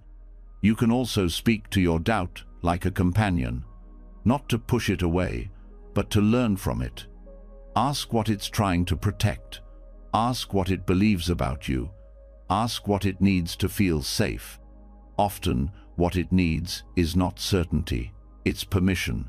Permission to not have all the answers, permission to be new at something, permission to move forward even while uncertain. The fear beneath self-doubt is often about being wrong, about making a mistake, about being seen as incapable. But practice is not about avoiding mistakes. It's about being present enough to learn from them. Growth doesn't come from perfection. It comes from willingness. Willingness to try, to fall, to try again with clearer eyes. In spiritual inquiry, it's healthy to doubt teachings until you've seen their truth for yourself. But that inquiry must come from stability, not insecurity. From presence, not panic. When you ask, is this true? Ask with the heart, not just the mind. Ask from stillness, not agitation. And stay long enough for the answer to resonate in words, but in felt understanding. There is also a cultural layer to self-doubt. Many are taught to minimize themselves, to stay small, to not trust their own experience. When these voices show up on the path, they sound like humility. But true humility is not thinking less of yourself. It's thinking clearly, seeing your limits and your strengths with honesty, holding both without judgment. That balance is what allows real growth. As you continue to walk this path, doubt will return. It's part of the process. Don't treat it as a failure. Treat it as a signal, a sign that something new is unfolding, a sign that you are moving beyond familiar ground. That movement may feel shaky, but it's where real transformation begins. Stay close to yourself in those moments.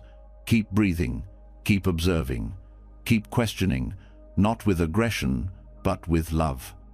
Let your doubt become your teacher, not the kind that scolds, but the kind that asks you to listen more deeply, to feel more fully, to trust what arises from silence, not from fear. Because in the end, the point is not to be free of doubt.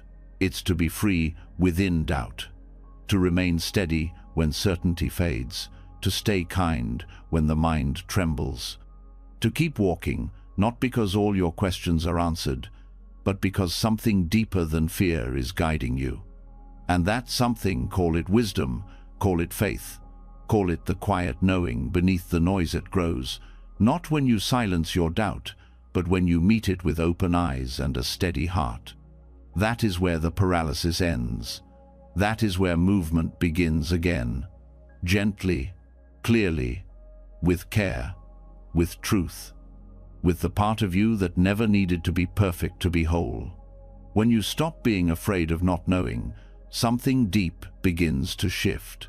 You begin to trust the path, not because it gives you all the answers, but because it shows you how to remain steady even when clarity is not immediate. But as the heart opens and awareness grows, another challenge quietly appears: letting go, not of the path, not of the questions, but of the places you cling for false safety, the comfort of distraction, the illusion of control, the belief that you can avoid pain by staying inside what is familiar. But sometimes, the very thing that feels safe is what is keeping you from freedom. There's a story in the Lotus Sutra that speaks directly to this moment, the parable of the burning house. A father comes home to find his house on fire. His children are inside, still playing, unaware of the danger. He calls to them to run, but they don't listen. They're too attached to their toys, too caught up in their games. So he tells them what they want to hear, that outside there are carts filled with everything they love. Only then do they run. Only then do they leave the fire. This story is not about deception. It's about urgency. It's about compassion that meets people where they are, and the truth that sometimes you must outgrow your comforts in order to survive. The fire is the world of suffering, the pain of clinging to things that cannot last. The toys are the illusions we chase: status, praise, control, distraction. The house is what we call normal, but it's already burning. And the act of walking out, of letting go, is not easy, but it's necessary. Attachment is not just about things. It's about ideas, about roles, about identities that feel safe because they're familiar. It's about the hope that something outside you can finally make you feel whole. But when you slow down and look honestly, you begin to see that the comfort you've been holding on to is costing you peace, that the illusion of control is causing exhaustion, that the fear of letting go is keeping you inside a house that is no longer safe. Letting go is not about giving up.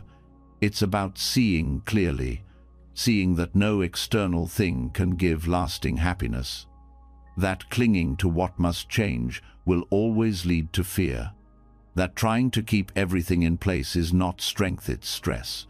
And once you see this, the act of letting go becomes less about loss and more about return. You're not losing anything real.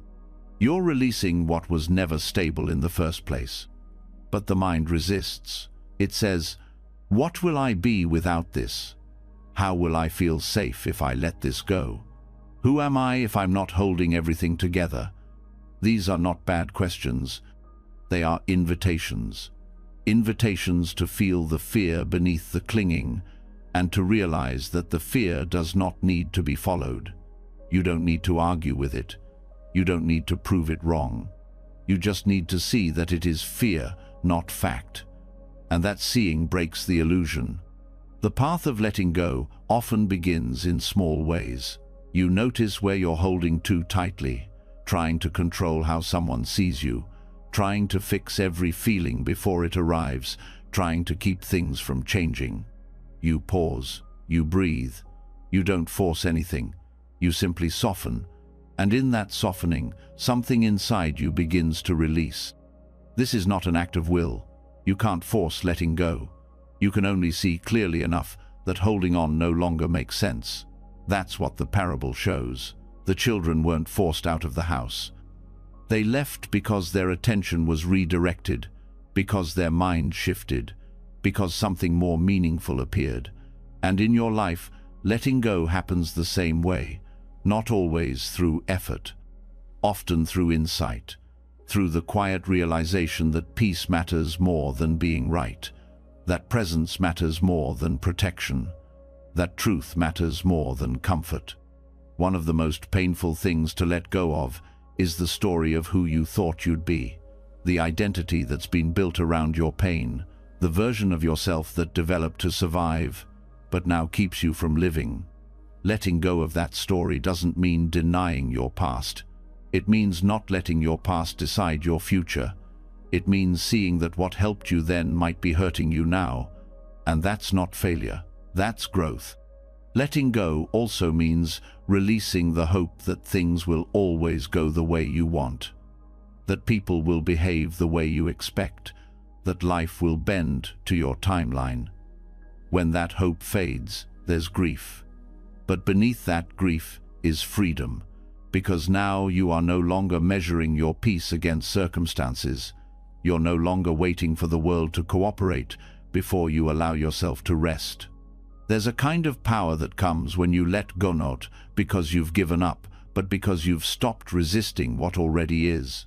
You're no longer using all your energy to hold up something that wants to fall.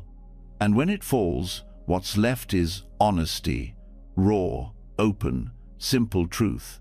The kind of truth that doesn't need explaining, it just needs to be lived. Letting go is not just an idea, it's a practice. It shows up in the breath, in the body, in the heart. When you're angry, letting go is the moment you choose to feel instead of fight. When you're grieving, it's the moment you stop trying to speed it up. When you're anxious, it's the moment you let the fear be there without trying to talk your way out of it. These are the moments that change you, not because they look dramatic, but because they are honest. The parable of the burning house reminds us that staying where it's familiar can be deadly. That comfort can blind us to danger. That illusion can feel safe even when it's burning. But the truth is never found in the house. It's found outside, in the openness that follows release, in the clarity that follows loss, in the freedom that follows the choice to walk out, even if your legs are trembling. Sometimes you don't walk out with confidence. Sometimes you crawl. Sometimes you take one shaky step, then freeze. But every step counts. Every act of loosening brings you closer to peace. And once you're outside, you see how much space there really is, how much light, how much possibility. None of that was visible from inside the fire. Letting go also means letting others be who they are. It means releasing the need to change them before you can feel okay. It means understanding that their journey is not your responsibility, that your peace cannot depend on someone else's choices. That doesn't mean you stop caring. It means you stop controlling. You stop believing that your worth is tied to how others treat you, that your healing depends on their behavior.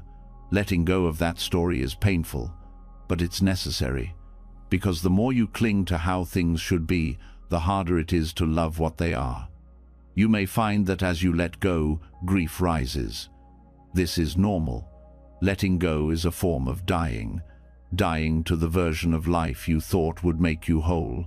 Dying to the expectations you carried like armor. That grief is not a mistake. It's part of the process. Feel it fully, but don't stop there. Beneath that grief is life, the kind that doesn't depend on perfection, the kind that doesn't need everything to go according to plan. As you practice letting go, you begin to see where you've been clinging out of habit, out of fear, out of the hope that holding tighter will bring stability. And you realize that freedom doesn't come from holding on. It comes from learning how to open, to trust the unknown, to walk into the next moment without dragging all of the past behind you. There's no need to rush. Letting go is not a one-time act. It's a path. Some days you release with ease. Other days you return to old patterns. That's okay. What matters is your willingness to keep showing up, to keep seeing where you're still inside the burning house, to keep remembering that you don't have to stay. And when the urge to return arises, when the mind tells you that maybe the house wasn't so bad, pause, breathe. Remember the truth, remember the heat. Remember how much energy it took to survive in that space. And then take another step forward. Because each time you walk away from illusion, each time you choose truth over comfort, presence over control, reality over fantasy, you move closer to a life that doesn't just look good from the outside, but actually feels honest on the inside. And that's what this path is about.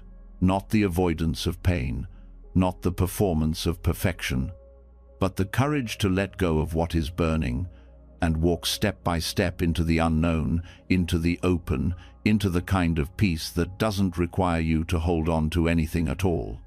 Letting go of what no longer serves is never about denying life, it's about making space for what's true. But even as you walk out of what's burning, the world doesn't suddenly become quiet. Life keeps moving, pulling you in all directions. One moment brings success, the next brings failure. One day, you're praised. The next, you're misunderstood. Pleasure lifts you, and soon after, pain returns. And through it all, there's the pull, the emotional weight of trying to hold on to the highs and avoid the lows. This constant push and pull has a name in the Buddhist teachings: the 8 worldly winds. They are not mistakes, they are not punishments, they are simply conditions every person meets. Gain and loss, praise and blame, fame and disgrace, pleasure and pain. No one is immune to them. They rise and fall like weather, moving through every part of your life. The suffering begins when you try to live only for one half and reject the other. The mind craves gain, praise, fame, and pleasure. It fears loss, blame, disgrace, and pain. And that craving creates tension, because no matter how hard you try, you cannot freeze the winds. You can only learn how to stand in them without being thrown. This is emotional resilience, not the ability to control what comes, but the ability to remain balanced when it does. It starts by understanding that these winds are not personal. They don't target you because you did something wrong. They move through everyone. A promotion today doesn't mean you're better than yesterday. A harsh comment tomorrow doesn't mean you're worse. These movements are part of a larger rhythm, and once you see that, they lose their power to define you. Gain is one of the most seductive winds. It brings comfort, validation, and the illusion that you've arrived. But the danger is in attachment. The moment you start clinging to what you've gained, status, money, success, you begin to fear its loss. You start to protect it, control it, define yourself by it. And the more you hold, the more anxious you become. Because everything gained can be lost. The wise response to gain is gratitude without clinging. Enjoy what comes, but don't build your identity around it. Let it pass through your hands, not take root in your heart. Loss, its mirror, feels heavy. It can take your breath away. The end of a relationship, the failure of a project, the disappearance of stability. Loss brings grief, but it also brings clarity. It strips away illusion. It shows you what you've been depending on, and in that space of absence, there's a chance to see what's real.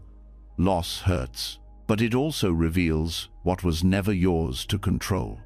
It teaches you to hold lightly, to love fully without possession, to show up without expecting permanence. Praise is powerful. It feeds something deep in the mind, the longing to be seen, to be approved of, to be enough. But the danger is subtle. When praise becomes a source of identity, you start to need it. You shape yourself to receive it. You avoid truth to protect it. And eventually, you lose yourself in the performance. The wise heart hears praise, feels it, but doesn't rely on it. It asks, "Is this true?"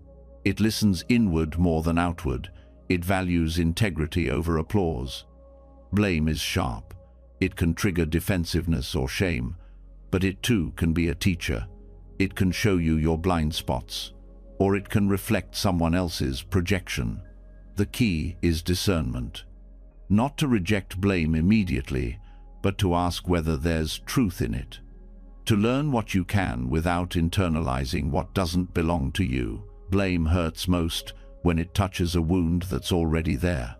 Healing that wound makes you less reactive, more curious, more free. Fame is often mistaken for worth. It gives the illusion of mattering more. But like all winds, it's unstable. It can shift overnight. What makes you visible today might make you forgotten tomorrow. Chasing fame is exhausting because it depends on other people's attention. True value doesn't increase with recognition. It exists whether seen or not. When you stop needing to be noticed, your actions become more genuine. You serve because it's right, not because it's seen. Disgrace is its shadow. It brings humiliation, judgment, the fear of rejection. But often, it brings you closer to truth. It removes the mask.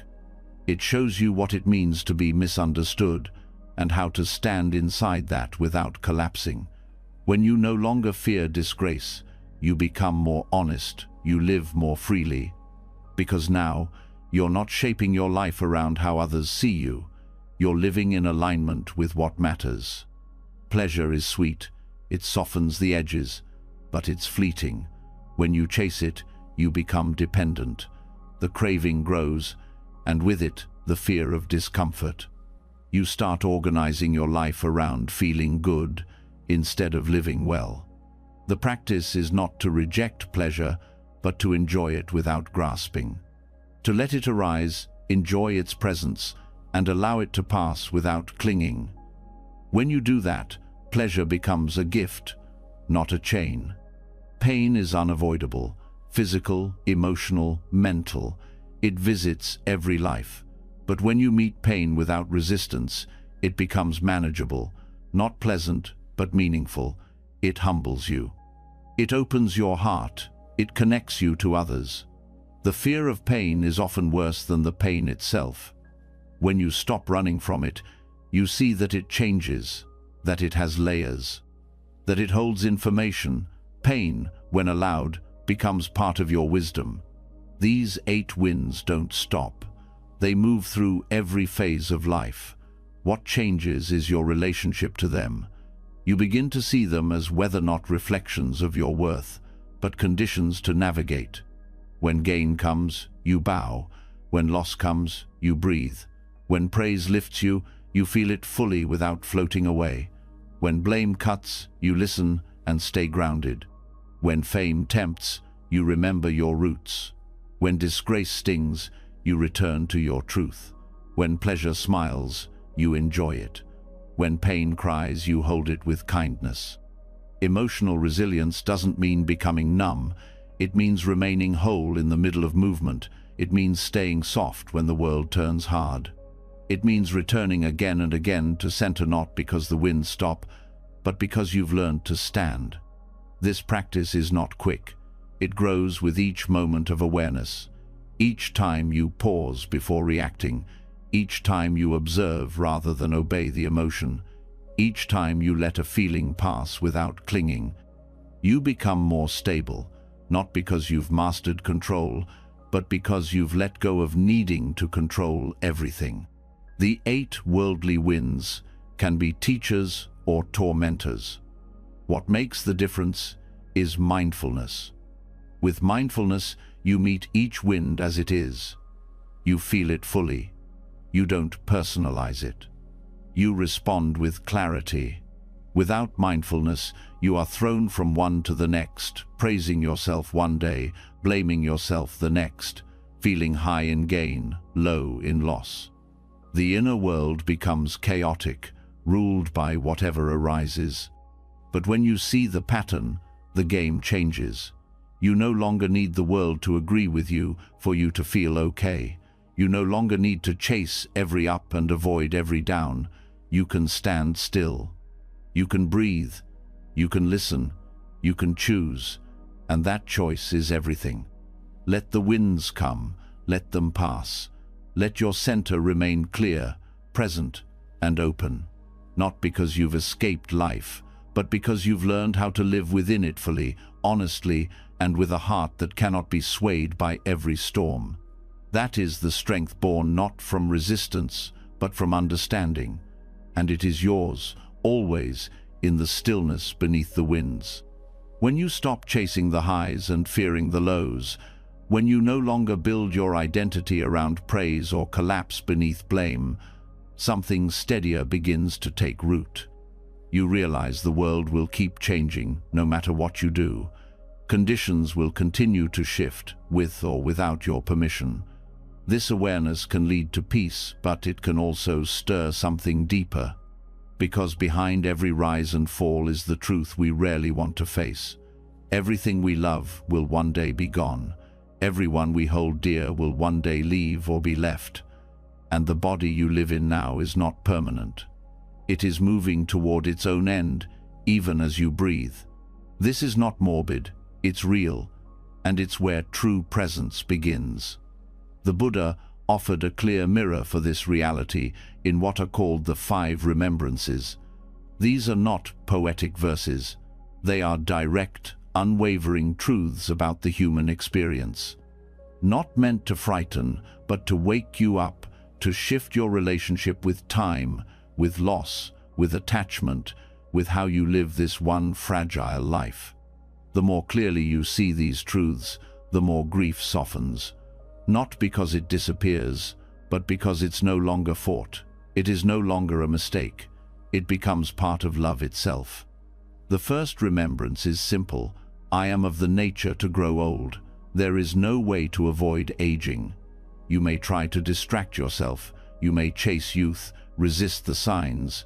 But the body changes. Joints ache. Memory shifts. Faces transform. The more you resist aging, the more you suffer. The more you deny it, the more fear creeps in when it starts to show. But when you accept this truth, when you sit with it without looking away, a kind of peace begins to grow. Aging becomes a teacher. It invites you to honor the present, not because it's perfect, but because it won't last. The second remembrance follows. I am of the nature to become ill. No matter how careful you are, sickness is part of this body. You can take care of your health, and that matters, but it's not protection from all harm. When illness comes, it doesn't mean you've failed. It means you're human. Understanding this allows you to meet pain with less fear, with more compassion.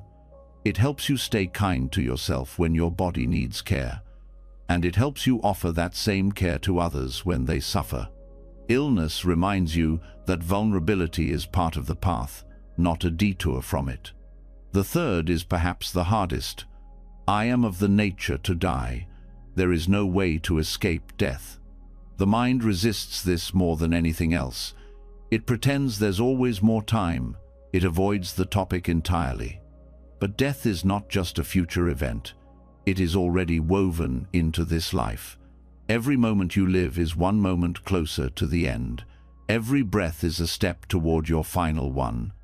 This truth, when faced directly, has the power to cut through distraction. It makes your choices matter. It makes your presence deeper. You stop waiting for the right time to be present, to forgive, to rest, to love, because you know this time is all you're guaranteed. The fourth remembrance brings the truth closer to the heart. Everyone I love is of the nature to change and die. There is no way to avoid being separated from them. Love always carries loss. This isn't because love is wrong, it's because life is changing. Clinging to the idea that your relationships will stay the same only creates fear. But remembering impermanence doesn't make love weaker.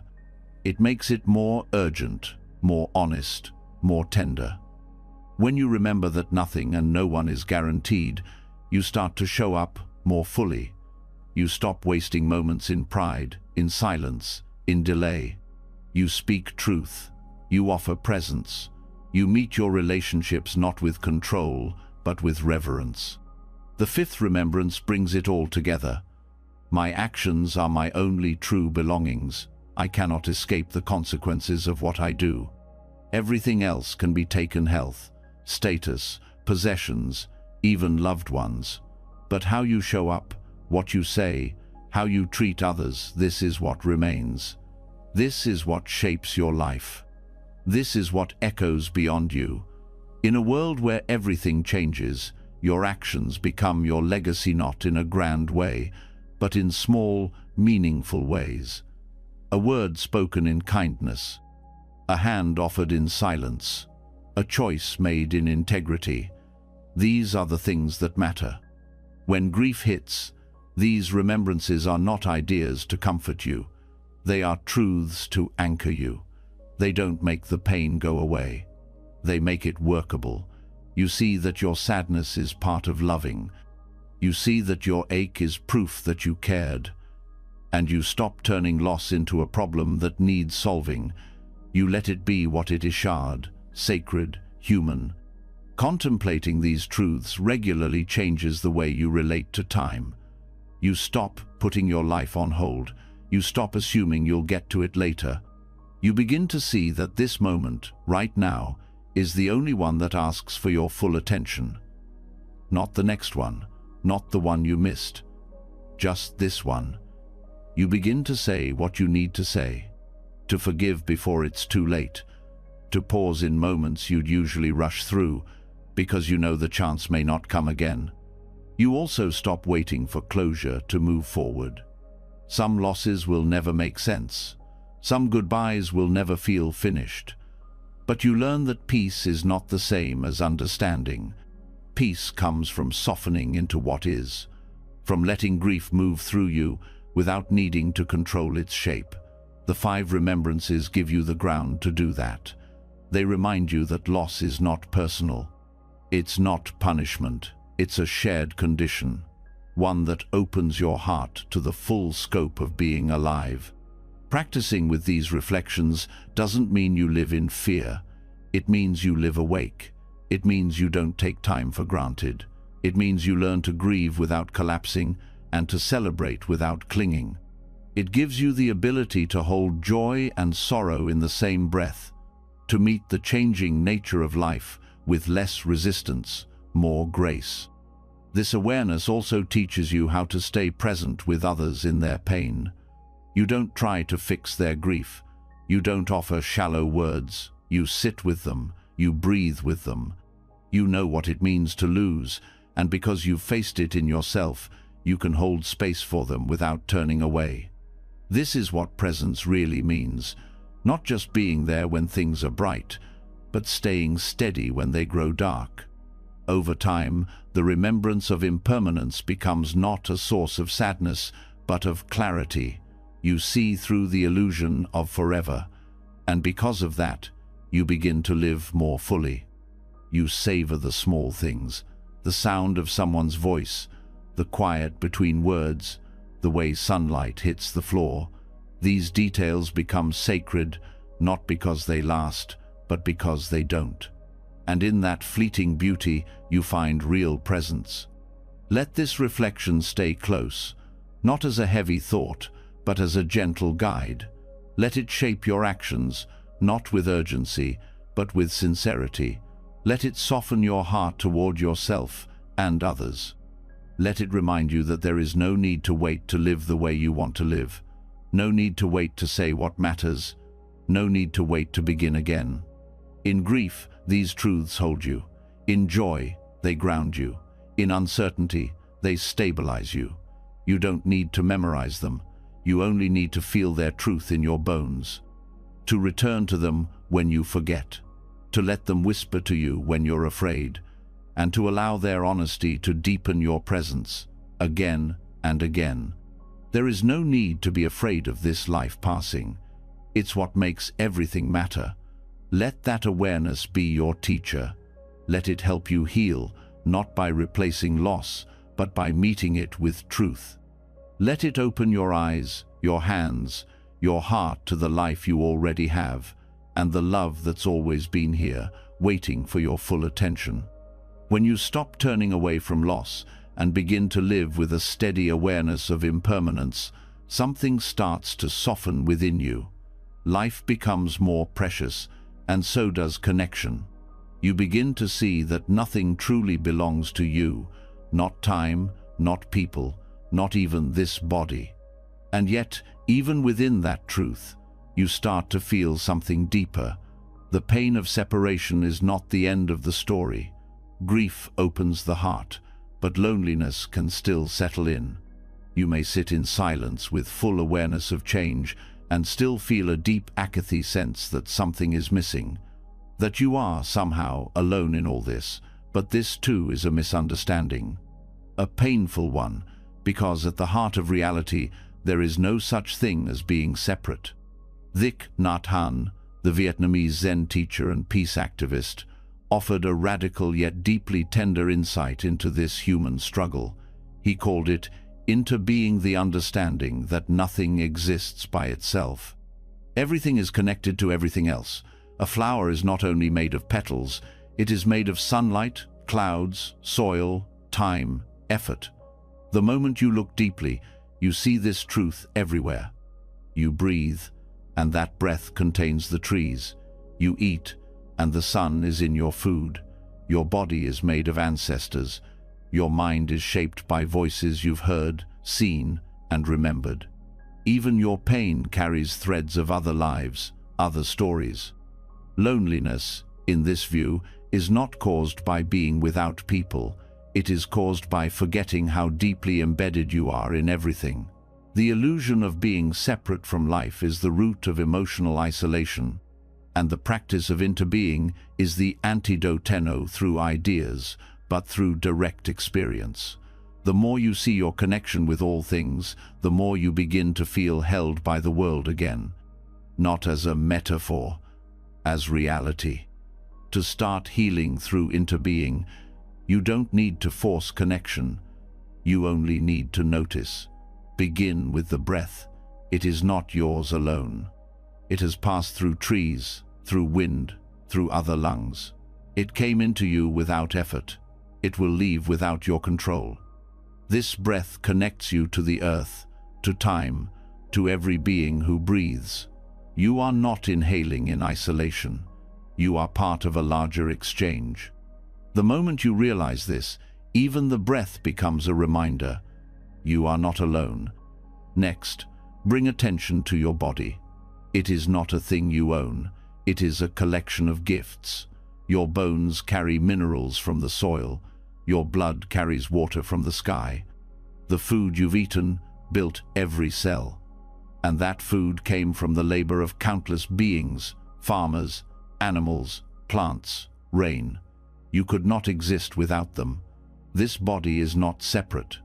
It is an extension of the planet. It is shaped, sustained, and supported by life. Your emotions, too, do not appear from nowhere. They rise through conditions, past experiences, present relationships, inherited patterns. Even your grief is not yours alone. It contains echoes of ancestral sorrow, cultural wounds, global pain. When you cry, it may be your personal story, but it is also a story told across time. Others have felt this. Others are feeling it now. You are part of a shared human heart, even in suffering. Thich Nhat Hanh often reminded his students that a cloud never dies. It only becomes rain, or snow, or mist. The form changes, but the nature continues. In the same way, nothing truly disappears. People we've lost are still here, in new forms, in our gestures, in our memories, in the ways they shaped our thoughts. Even their absence teaches us something about presence. Even their silence deepens our listening. In this way, interbeing offers comfort not by denying death, but by showing that transformation is not the same as loss. This understanding changes the way you meet loneliness. You no longer try to fill it with distractions. You don't rush to find someone to fix it. Instead, you start asking different questions. What am I disconnected from right now? What part of life have I forgotten I belong to? You walk outside and notice the wind on your skin. That wind has touched trees, oceans, mountains. You remember that you are being touched by the same world that holds everyone. You are not cut off, you are woven in. Interbeing also changes the way you relate to others. When you see that everyone is made of the same elements, judgment softens, compassion grows. You stop expecting perfection because you know we all come from conditions we didn't choose. You start to listen more deeply, because now you're listening not just to a person, but to the whole network of causes and effects that brought them here. Their pain becomes less foreign. Their joy becomes less distant. You begin to sense that even though you are two people, you are not truly separate. This doesn't mean you never feel lonely again. It means that loneliness becomes less threatening. It becomes something you can sit with without collapsing, because now you have tools. You know how to look into the nature of things. You know that the feeling of disconnection is often a signal not of failure, but of forgetting. And forgetting can be corrected by remembering, by breathing, by noticing, by returning to what's true. You also begin to notice how much the modern world reinforces the illusion of separateness. So much emphasis on self-image, on competition, on isolation masked as independence. But the more you practice into being, the more resistant you become to those narratives. You start to crave depth, not performance, presence, not perfection. And you begin to offer others the kind of space that comes from knowing we are all in this together. You stop needing to fix people, you simply show up with them. That showing up is more healing than any advice could ever be. Loneliness often tells you there's something wrong with you. Into being tells you there's something right with your longing. It is proof that you are still open, still capable of connection, still part of something larger. Even when you feel most alone, you are being shaped by the world. You are held by gravity, by breath, by light. The tree outside your window is not just scenery. It is part of your life. The stranger who smiled at you is not just a passerby. They are part of your moment. Every encounter, every movement is a thread in the fabric you're woven into. Practice remembering. When you eat, pause to feel the full chain of life behind your meal. When you wash your hands, feel the water's history. When you're sad, remember that others are sad with you, right now, in this same moment. Not metaphorically, but literally. When you laugh, know that joy is rippling through others at the same time. There is no such thing as your feeling happening in isolation. Every part of you is already linked. This understanding also invites responsibility, because if we are all interconnected, then your healing is never just for you. When you soften, others are affected.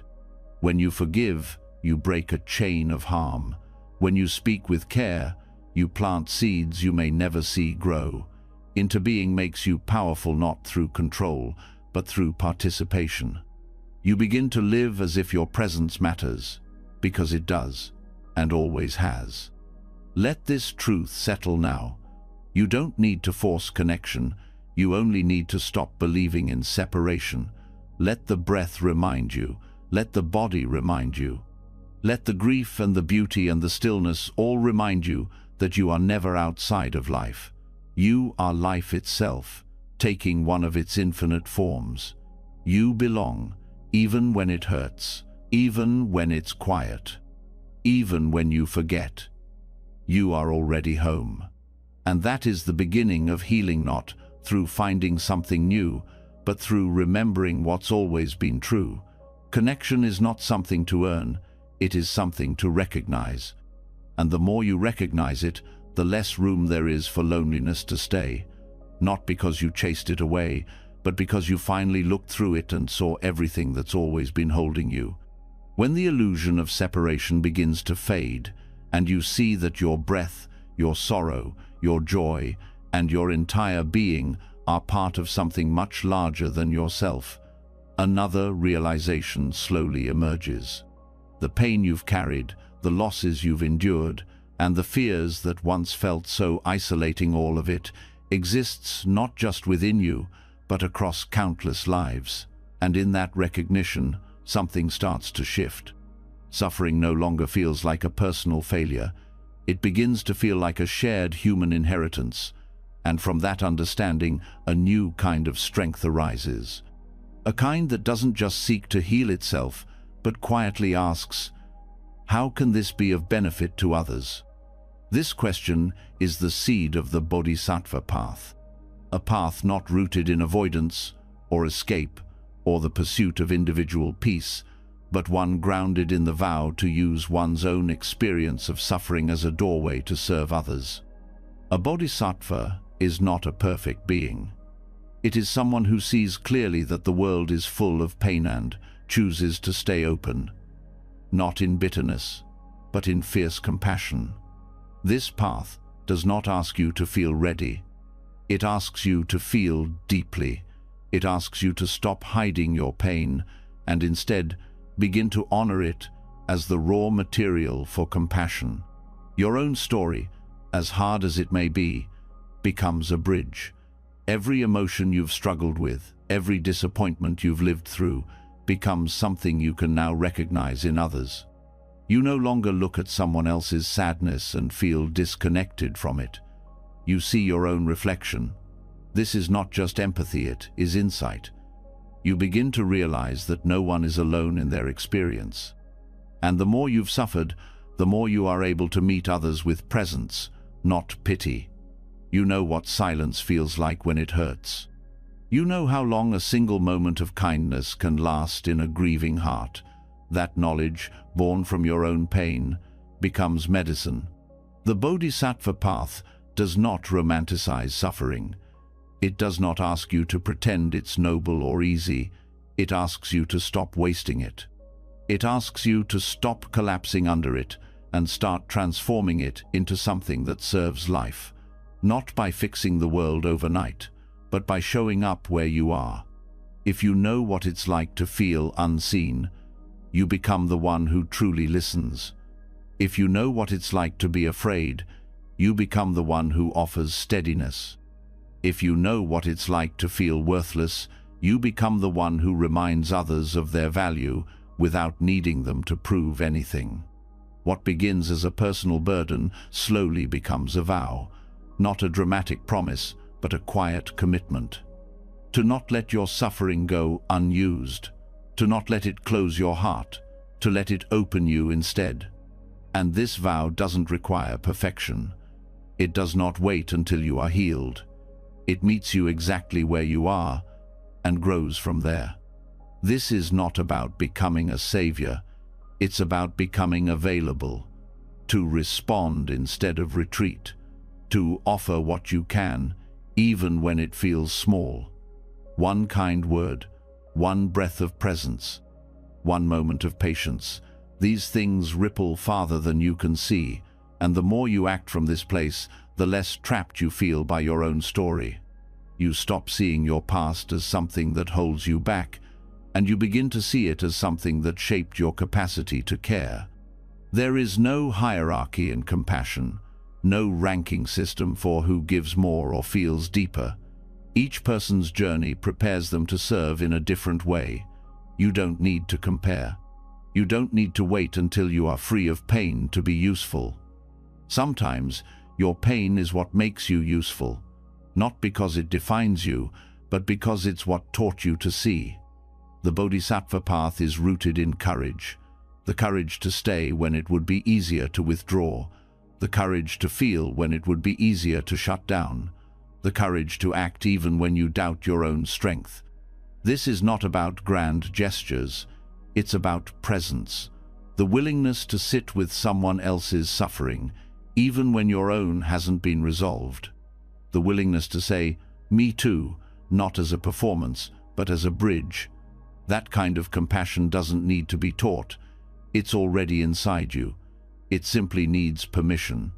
This path also demands discernment. Compassion is not codependency. It is not martyrdom. It is not self-erasure. A bodhisattva does not help others at the expense of themselves. They help from wholeness, not depletion. They learn to care without carrying, to support without controlling. They do not run towards suffering to fix it. They walk into it with eyes open, willing to bear witness, willing to respond in whatever way is needed, not whatever way earns validation. In your own life, this can begin with simple acts. Start by recognizing where your pain has taught you something useful. where your wounds have given you insight. Then, begin offering that insight quietly, honestly, without needing to be a teacher or a guide. You are simply sharing your human experience. That alone is enough. You are not trying to be wise. You are being real. And in a world full of distraction and performance, realness is powerful. Your presence becomes a refuge, not because you always know what to say, but because you are not afraid to be there. And that steadiness, that willingness to stay, can change someone's entire day, maybe even their life. This is how suffering becomes sacred, not because it's good, but because it can be transformed. The Bodhisattva does not look away from the world's pain. They feel it fully, and still they choose to love. That love is not always soft. Sometimes it is fierce. Sometimes it means setting boundaries. Sometimes it means walking away from harm. But it always means choosing connection over indifference, presence over avoidance, integrity over comfort. This path also brings meaning. When your suffering becomes fuel for compassion, it no longer feels useless. It becomes part of something larger, part of a shared effort to reduce harm, to grow understanding, to hold space for healing in a world that often rushes past what hurts. Your story, with all its pain and complexity, becomes a contribution, not by being fixed, but by being offered. And through this offering, you heal. Not in a straight line, not in a clean way, but in a way that feels real, because you're no longer waiting to be okay before you show up. You're showing up as you are, and discovering that being seen, being useful, being present, these things heal you as much as they support others. Let this be your path, not as a burden, but as an invitation. Let your suffering soften you. Let it teach you how to stay. Let it show you what matters. And then, let it lead you toward others, not with urgency, not with pressure, but with openness, with humility, with the quiet strength that comes from knowing pain and choosing compassion anyway. This is how you turn your wounds into wisdom, not by erasing them, but by honoring them and allowing them to become the very ground from which love grows, unshakable, honest, free.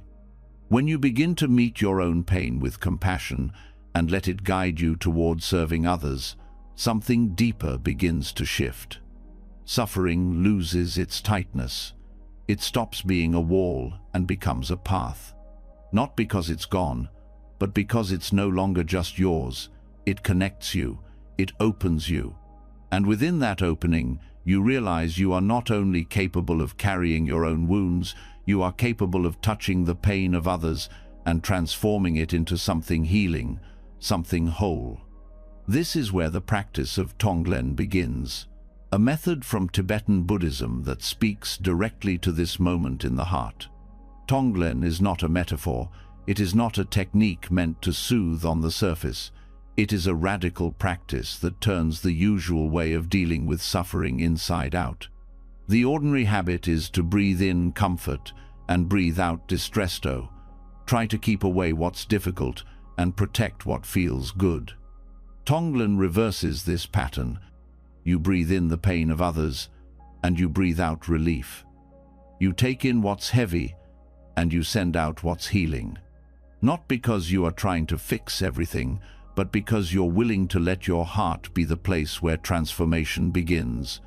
This practice does not require perfection. It requires honesty. You start with your own pain. You breathe it in, not to hold it forever, but to fully feel it, to make space for it. You breathe out the opposite, not because you're ignoring what hurts, but because you're offering yourself kindness.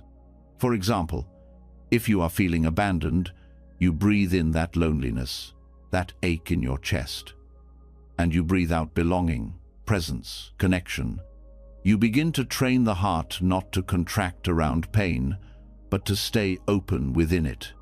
As you become more familiar with your own wounds, Tonglen teaches you to expand. You start to include others, not abstractly, but specifically. You think of someone else who is hurting in the same way. Maybe a friend, maybe a stranger, maybe someone you've never met but know exists. You breathe in their pain, as if saying, I see you, I feel this too. And you breathe out what they need: comfort, love, courage, peace. You become a bridge between suffering and ease. This is not fantasy, it is training. The breath becomes the movement through which empathy becomes embodied. You are no longer just thinking about others, you are breathing for them, feeling with them, holding a space in your own heart that does not close when difficulty arises. Tonglen doesn't require you to be fearless. It invites you to use fear. You breathe it in, you touch it, you allow it to be real. You stop pretending that being spiritual means avoiding the hard parts. You let the hard parts break you open. This openness becomes strength, not the kind that dominates, but the kind that refuses to look away, the kind that stays soft in the face of what most people run from. This practice also rewires the nervous system.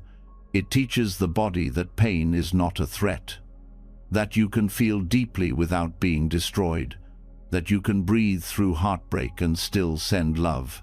Over time, this changes how you respond to stress, to anger, to grief. You stop clenching, you stop escaping, you start meeting life as it is. One of the most powerful aspects of Tonglen is its refusal to turn away from what is difficult. When the world hurts, when the news feels unbearable, when people suffer in ways that overwhelm you, Tonglen gives you a way to respond. Not with helplessness, not with indifference, but with presence. You breathe in the suffering, you hold it, you breathe out your wish for healing. This may not solve the outer crisis, but it changes the inner landscape. It keeps the heart from going numb. The practice can be used in moments of deep personal trauma as well, when memories rise, when old wounds reopen, when the body remembers what the mind tries to forget. You breathe into that place, not to relive it, but to hold it fully, without shame. And you breathe out the healing you longed for, then the safety, the love, the voice that says, I'm here and I'm not leaving. Slowly, the trauma begins to shift, not because it is erased, but because it is no longer hidden. It is witnessed, held, given space to evolve. Tonglen also disrupts the habit of self-centeredness. It doesn't make you feel guilty for having pain. It just shows you that you are not the only one, that every hurt you carry is carried by thousands of others. This connection doesn't diminish your experience. It expands it. It gives it context. It makes you less afraid, less isolated. It reminds you that pain is not a sign of failure, it's part of being alive. And when you realize that, your suffering becomes less heavy because it is shared. You can practice Tonglen anywhere, when you walk, when you wait, when you lie awake at night. You notice what is hurting in you or in someone else, and you breathe in, out. In with the pain, out with the healing. You don't have to be perfect. You don't have to feel strong. You only have to be willing, willing to feel, willing to care, willing to let your breath carry love, even when your heart is breaking. This is not about being a hero. It is about being human, fully, awake, compassionate. Tonglen reminds you that you have something to give, not after you've healed, but through your healing, that your breath can serve, that your pain can serve, that your practice is not just for you, but for the whole world. You begin to live differently. You stop avoiding hard conversations. You listen more deeply. You stop seeing others as obstacles. You see their suffering too. And when you meet it, your response is no longer fear. It's breath. It's warmth. It's the quiet vow to not close, even now. Over time, Tonglen becomes more than a technique. It becomes a way of being. You carry the wish to relieve suffering wherever you go, not out of obligation, but out of love. Not to fix everything, but to remain part of the healing, in small ways, in real ways, moment by moment. Let this practice meet you where you are, with whatever hurts you hold, with whatever grief still lingers. You don't need to be fearless. You only need to stay, to breathe, to keep offering what you can. And what you can offer is more than you think, because within every breath is the potential to shift something, to lift something, to give someone, somewhere, just a little more space to keep going. And that, even if no one sees it, even if no one says thank you, is sacred. Because it's honest, because it's love, because it's how pain becomes something more, something whole, something that no longer isolates, but connects, heals, transforms, breath by breath, heart to heart, always beginning again. When you begin to meet pain with openness instead of fear, when you learn to breathe in suffering and breathe out relief, something inside begins to soften. You stop trying to escape the hard parts of life, and instead you hold them with care. This is the heart of Tonglen, transforming your own wounds by including others in your compassion. But even as this shift deepens, there remains a quieter pattern, one that often goes unnoticed but shapes much of our emotional world. It is the persistent hunger to be seen, to be validated, to be told we are enough.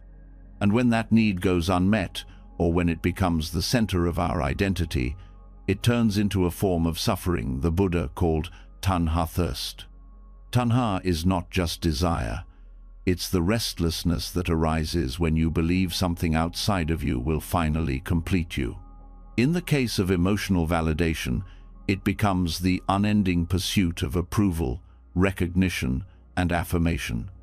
You feel unseen, so you seek affirmation through praise. You feel unloved, so you chase relationships that reflect value back to you. You feel uncertain about your worth, so you reach for anything likes, attention, reassurance to make the feeling go away. But no matter how much you get, it never stays. The thirst returns.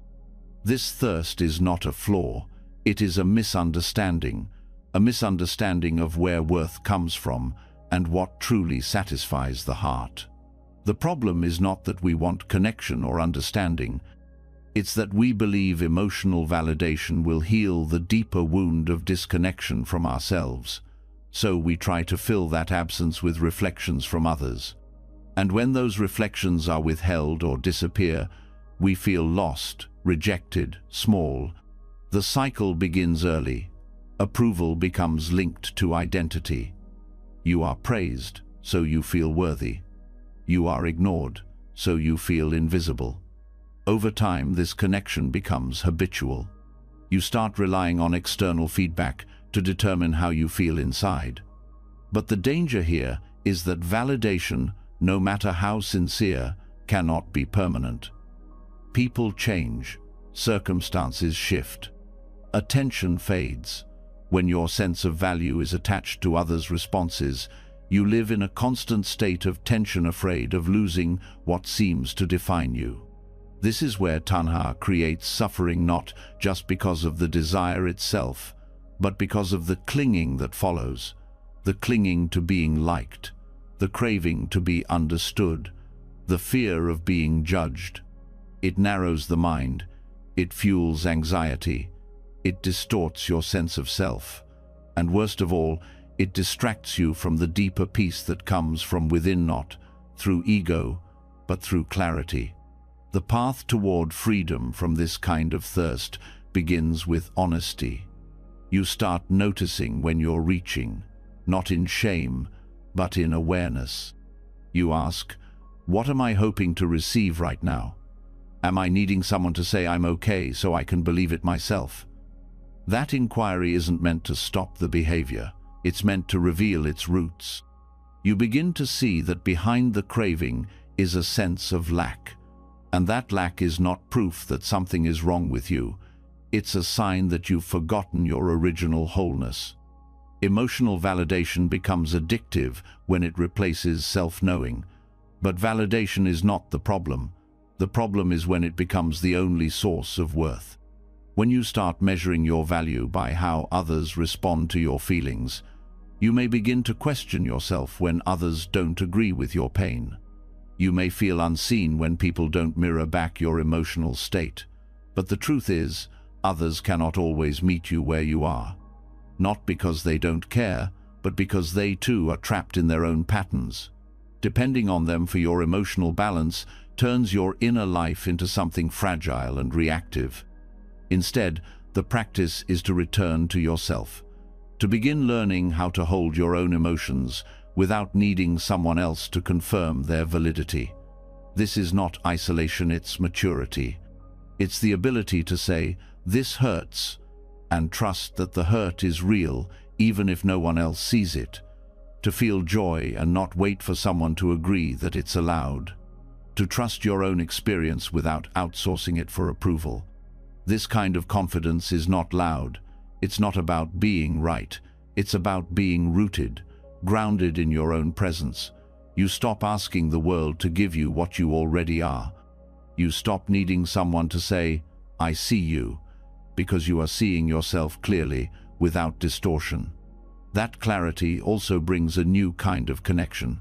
When you are no longer chasing validation, your relationships become freer.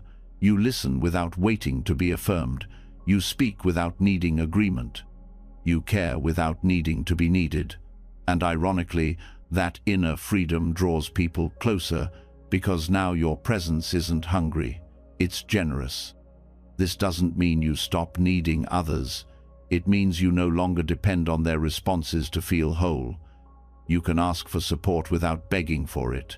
You can feel sad without demanding someone else fix it. You can share your truth without expecting a particular reaction. That's what it means to move from tanha to wisdom. On this path, you will still feel the pull. The old habits of seeking praise, approval, attention, they don't vanish overnight.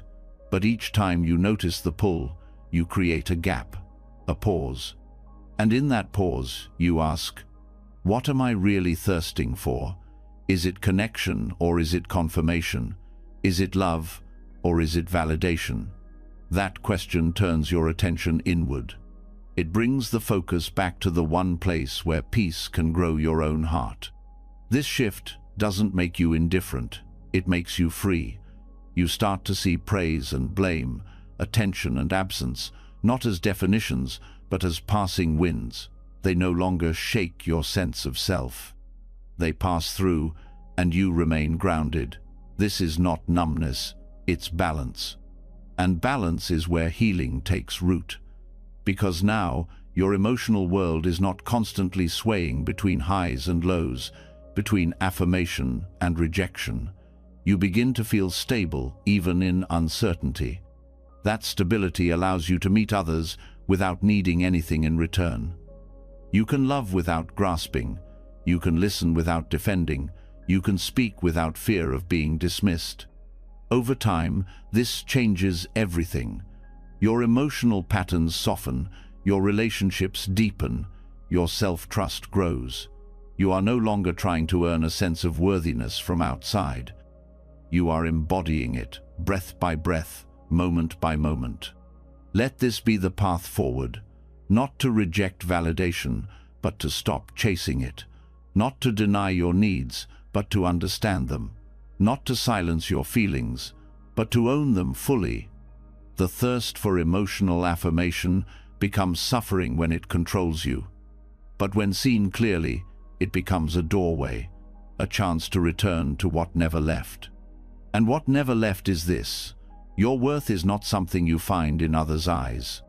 It's something you remember in silence, in presence, in the quiet strength of knowing who you are without needing anyone else to say it first. That remembering is your freedom. That remembering is what quenches the thirst, fully, gently, for good. When you stop chasing validation and begin to trust your own experience, you no longer wait for others to confirm your worth.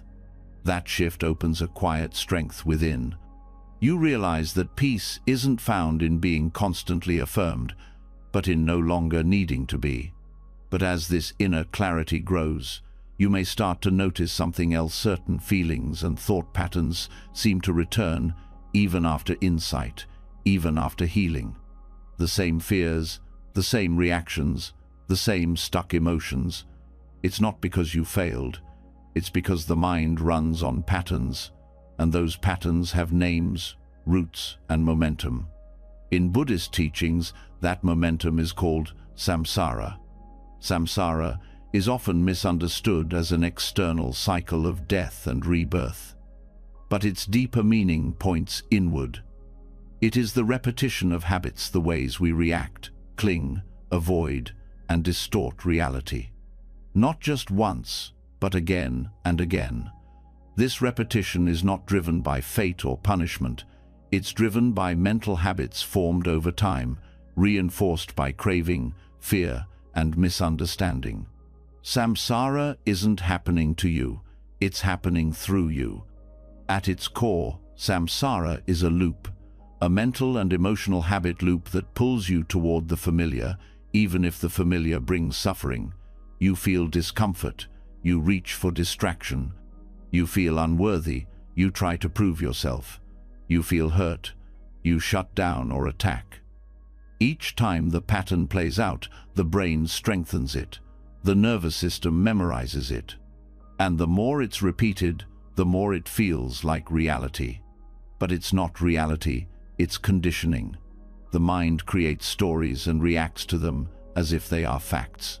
It fears rejection, so it avoids closeness. It fears failure, so it resists trying. It clings to control, so it resents change. These loops are not random. They're attempts to manage discomfort. But they rarely work.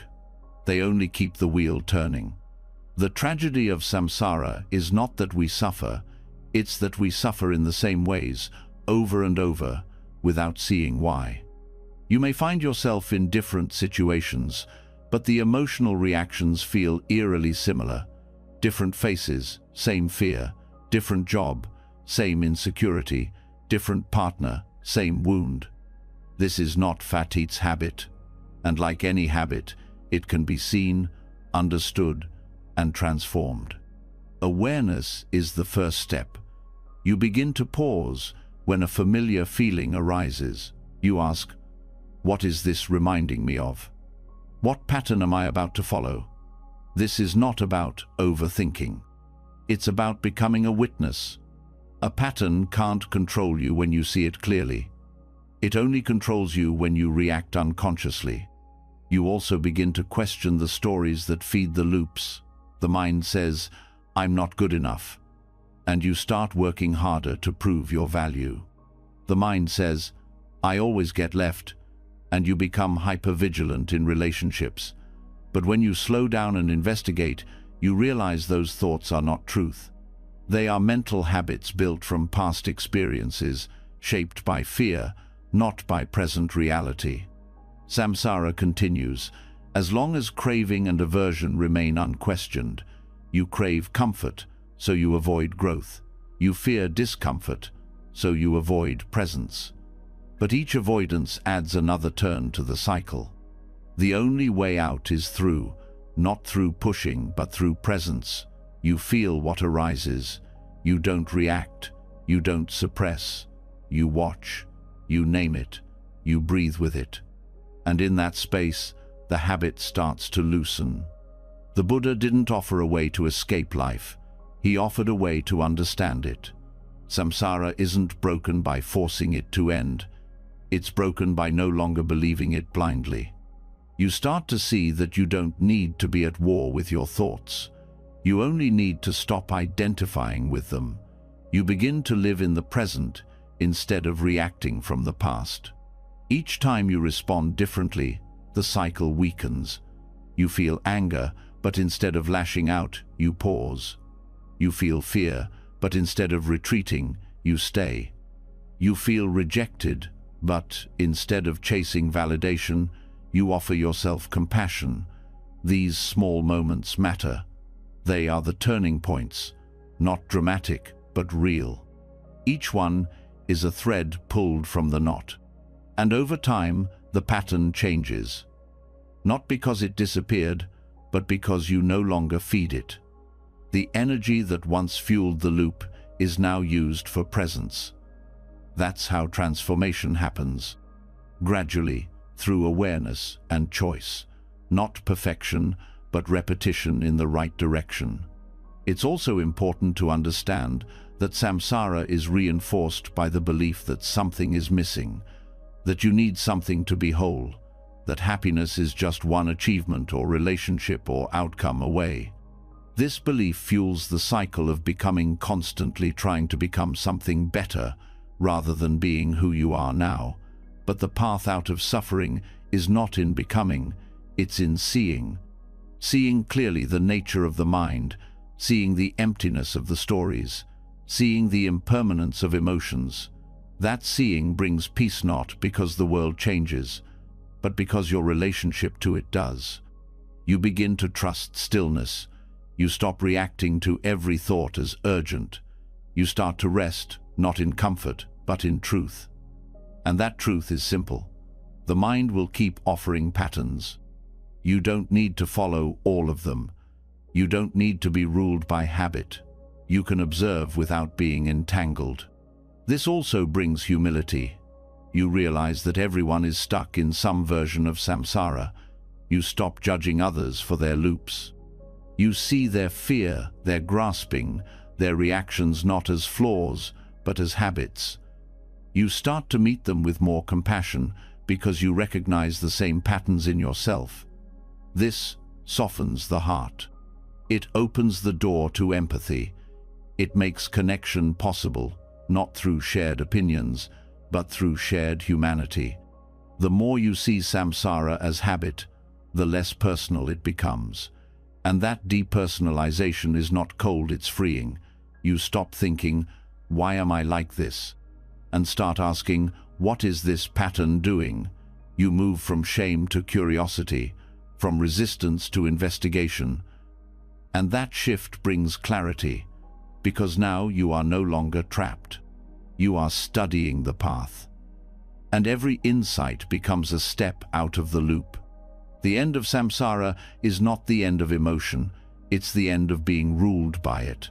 You still feel, you still care, but you are no longer spinning. You are steady, you are awake. You respond with wisdom instead of reaction. You see change as part of life, not a threat. You see discomfort as a teacher, not an enemy. You see thoughts as passing clouds, not absolute truths. This is freedom, not from life, but within it. You still walk the same road, but your steps are lighter, your choices are clearer, your heart is more open. Because now, you are not running in circles. You are walking with awareness. And that awareness is what transforms every moment, every pattern, every breath. Let this understanding settle. You don't need to escape, you need to see. Samsara loses its power not when it ends, but when you recognize it for what it is, a habit of the mind, a habit that can be changed. Gently, steadily, with presence, with care, with the quiet courage to choose differently, again and again, until the old road leads somewhere entirely new. As you begin to see your emotional life not as a punishment but as a collection of mental habits, something begins to shift. The cycles that once felt permanent start to lose their grip. You notice how quickly the mind moves into familiar reactions, not because you're broken, but because it's learned to repeat what's familiar. And yet, even as these patterns start to loosen, there is another layer that continues to shape your experience. The ongoing internal narrative. The story. The way your mind constantly explains, labels, judges, and retells your life. This story feels real, it feels solid, but it isn't. It's a construction, a stream of thoughts passing through awareness, dressed in memory and emotion. And to see that clearly, to untangle yourself from the narrative, you need to look directly, not with analysis, but with observation. This is where the practice of vipassana becomes essential. It is not about thinking more, it is about seeing more, quietly, precisely, without interference. Vipassana, often translated as insight, is the practice of observing the mind and body exactly as they are. You don't follow the thoughts. You don't believe the stories. You don't try to fix the emotions. You just sit, you breathe, you notice. And in that noticing, something extraordinary begins to happen. The story starts to fall apart, not through force, but through truth. The mind tells you who you are. It says, you're someone who always fails, or you never get what you need, or you're not as strong as others. These stories feel like facts because they've been repeated so often. But when you sit in stillness, when you observe your thoughts like passing clouds instead of eternal truths, you begin to see their true nature. They arise and pass. They are impermanent.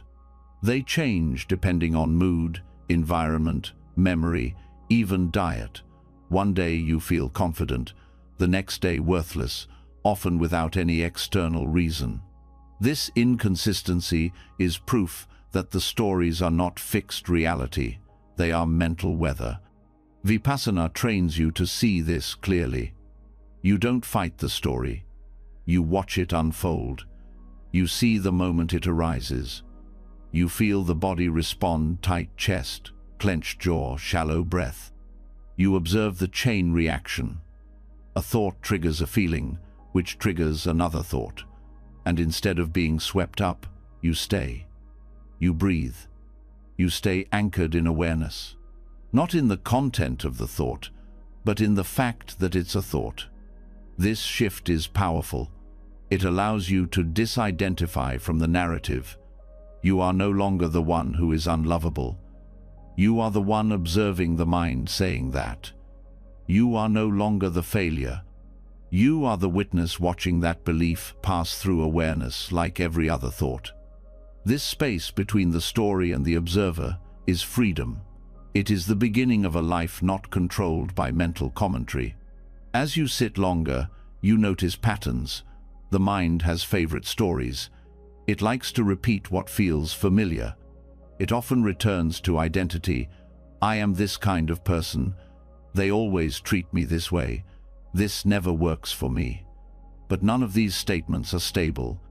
They are reflections of temporary mind states. You begin to see that the mind creates a self-image out of fragments, past pain, future fears, moments of doubt. And then it holds that image up as if it's the truth. But Vipassana doesn't let you hold anything. It asks you to see and release, to observe and let go, again and again. This practice also reveals how much suffering comes not from events, but from the mental commentary around those events. A single conversation turns into a story of rejection. A missed opportunity becomes a narrative of failure. But if you sit and observe, you see the event was small, the story made it large. And the mind keeps replaying it, not to harm you, but because it thinks it's protecting you. It believes that by replaying the past or predicting the future, it can stay in control. But this only creates stress. The mind is trying to solve a problem that isn't happening in the present. When you bring the attention back to now the breath, the body, the awareness, you step out of that problem-solving mode. You are no longer living in a projection. You are living in direct experience. And this experience, even when uncomfortable, is simpler, more honest. A feeling of sadness may be there, a wave of fear. But you're with the sensation itself, not the 10-layer story the mind has built on top of it. This is what it means to experience life directly. Over time, Vipassana also shows you the emptiness of identity. The idea that you are a fixed someone, a person with permanent traits, is seen for what it is, a collection of patterns, preferences, memories, and reactions. There is no single unchanging self behind it all. There is awareness, and within that awareness, thoughts arise and pass, sensations come and go, moods shift. What you are is not the content. What you are is the capacity to observe it all. This realization does not make you indifferent, it makes you kind. Because when you stop being identified with the painful stories, you become more open to others. You see that they, too, are caught in their own narratives. They, too, are suffering because of thoughts they believe. You become more patient, more gentle, not because you've learned a moral rule, but because you've seen the truth. Everyone is trying to survive their own story. Vipassana also reveals how silence is not empty. When the mind quiets, something deeper starts to speak, not in words, but in presence. A sense of being that doesn't need to explain itself. That doesn't need to prove or defend. This beingness is who you are before the story begins. And every time you return to the breath, every time you let a thought pass without grasping, you are remembering it. This remembering doesn't erase difficulty. Life still brings challenge, loss, uncertainty.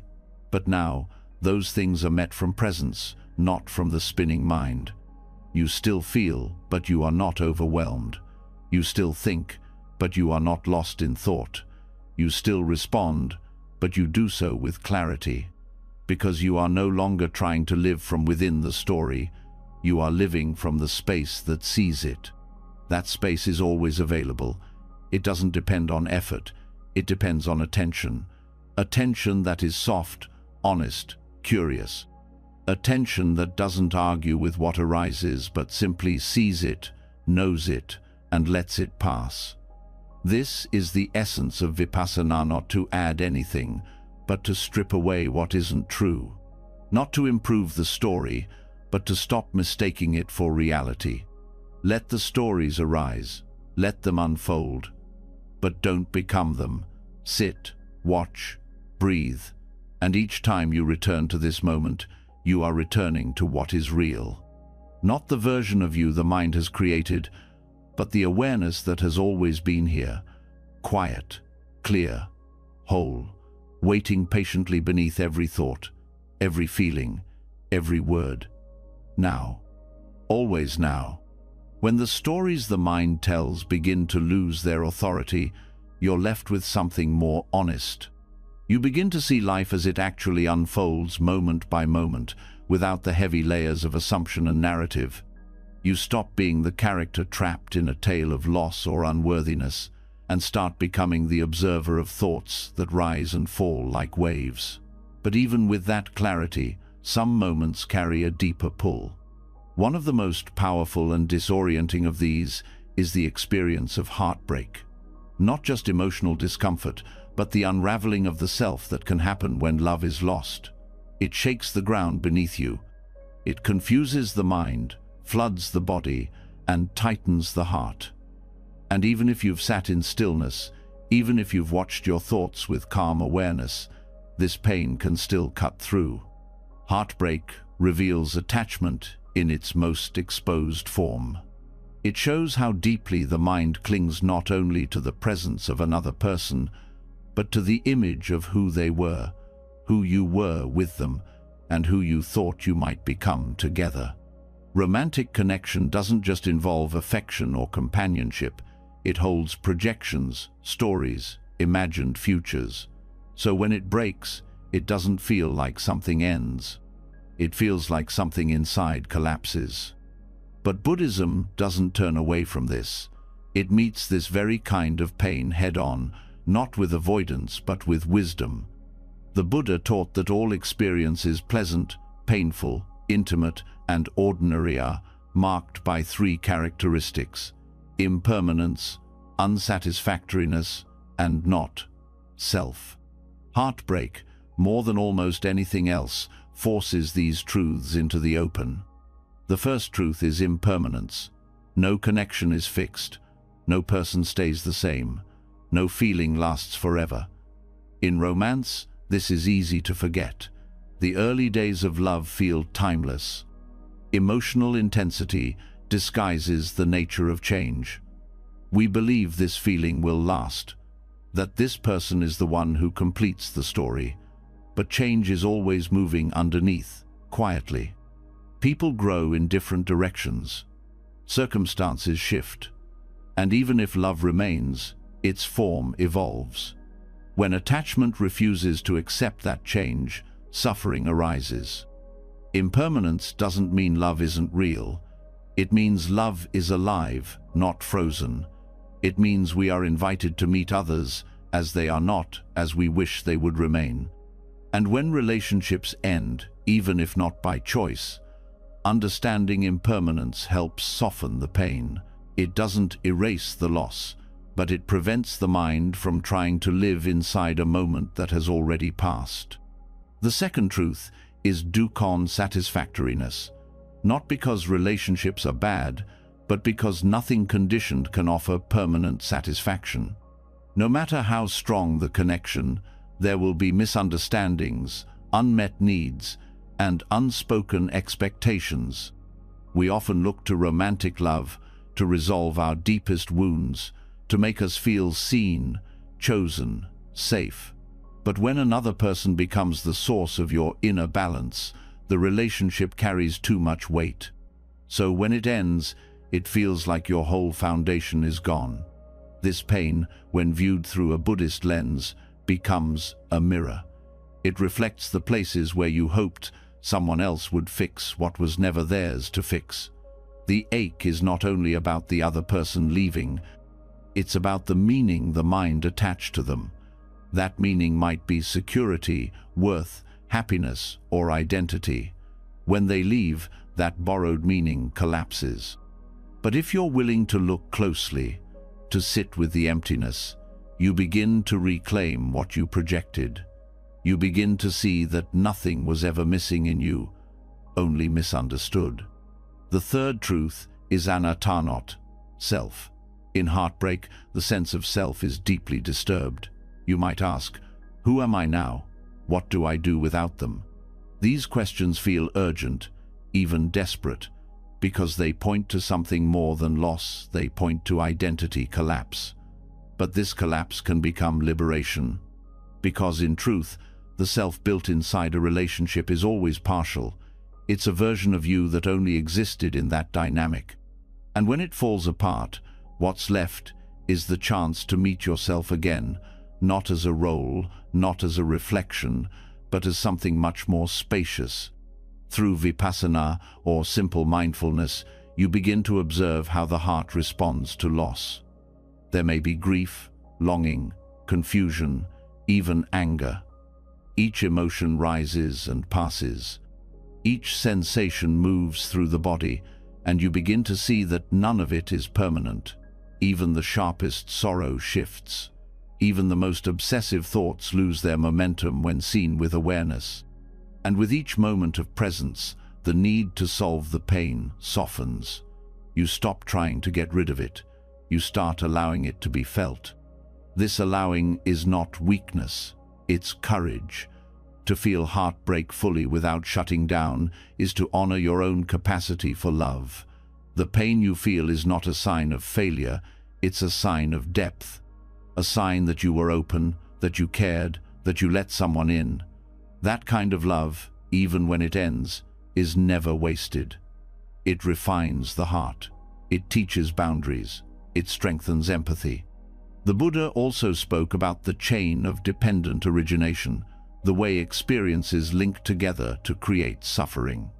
In heartbreak, this can be seen clearly. A memory triggers a thought. That thought creates an emotion.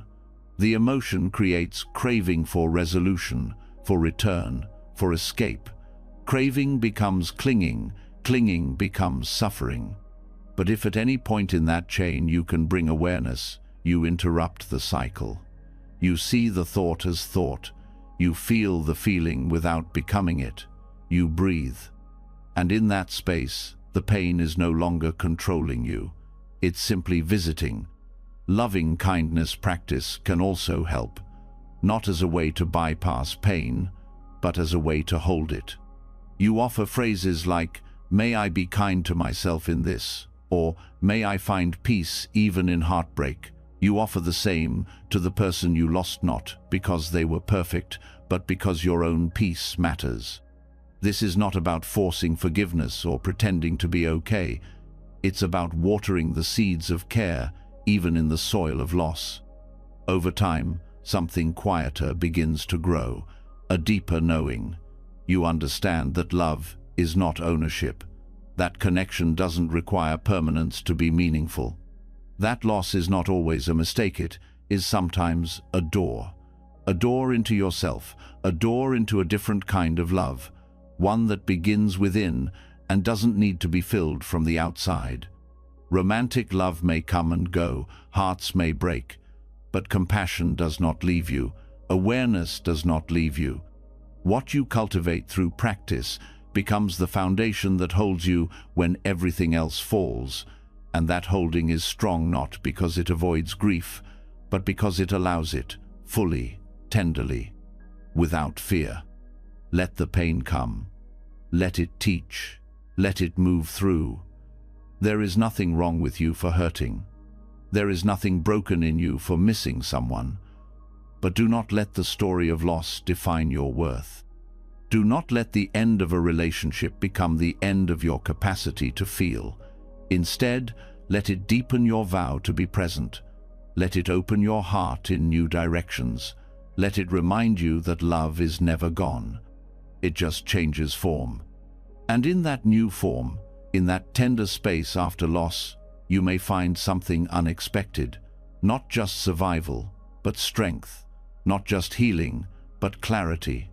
Not just an end, but a new beginning built. Not on clinging, but on truth. Not on fantasy, but on presence.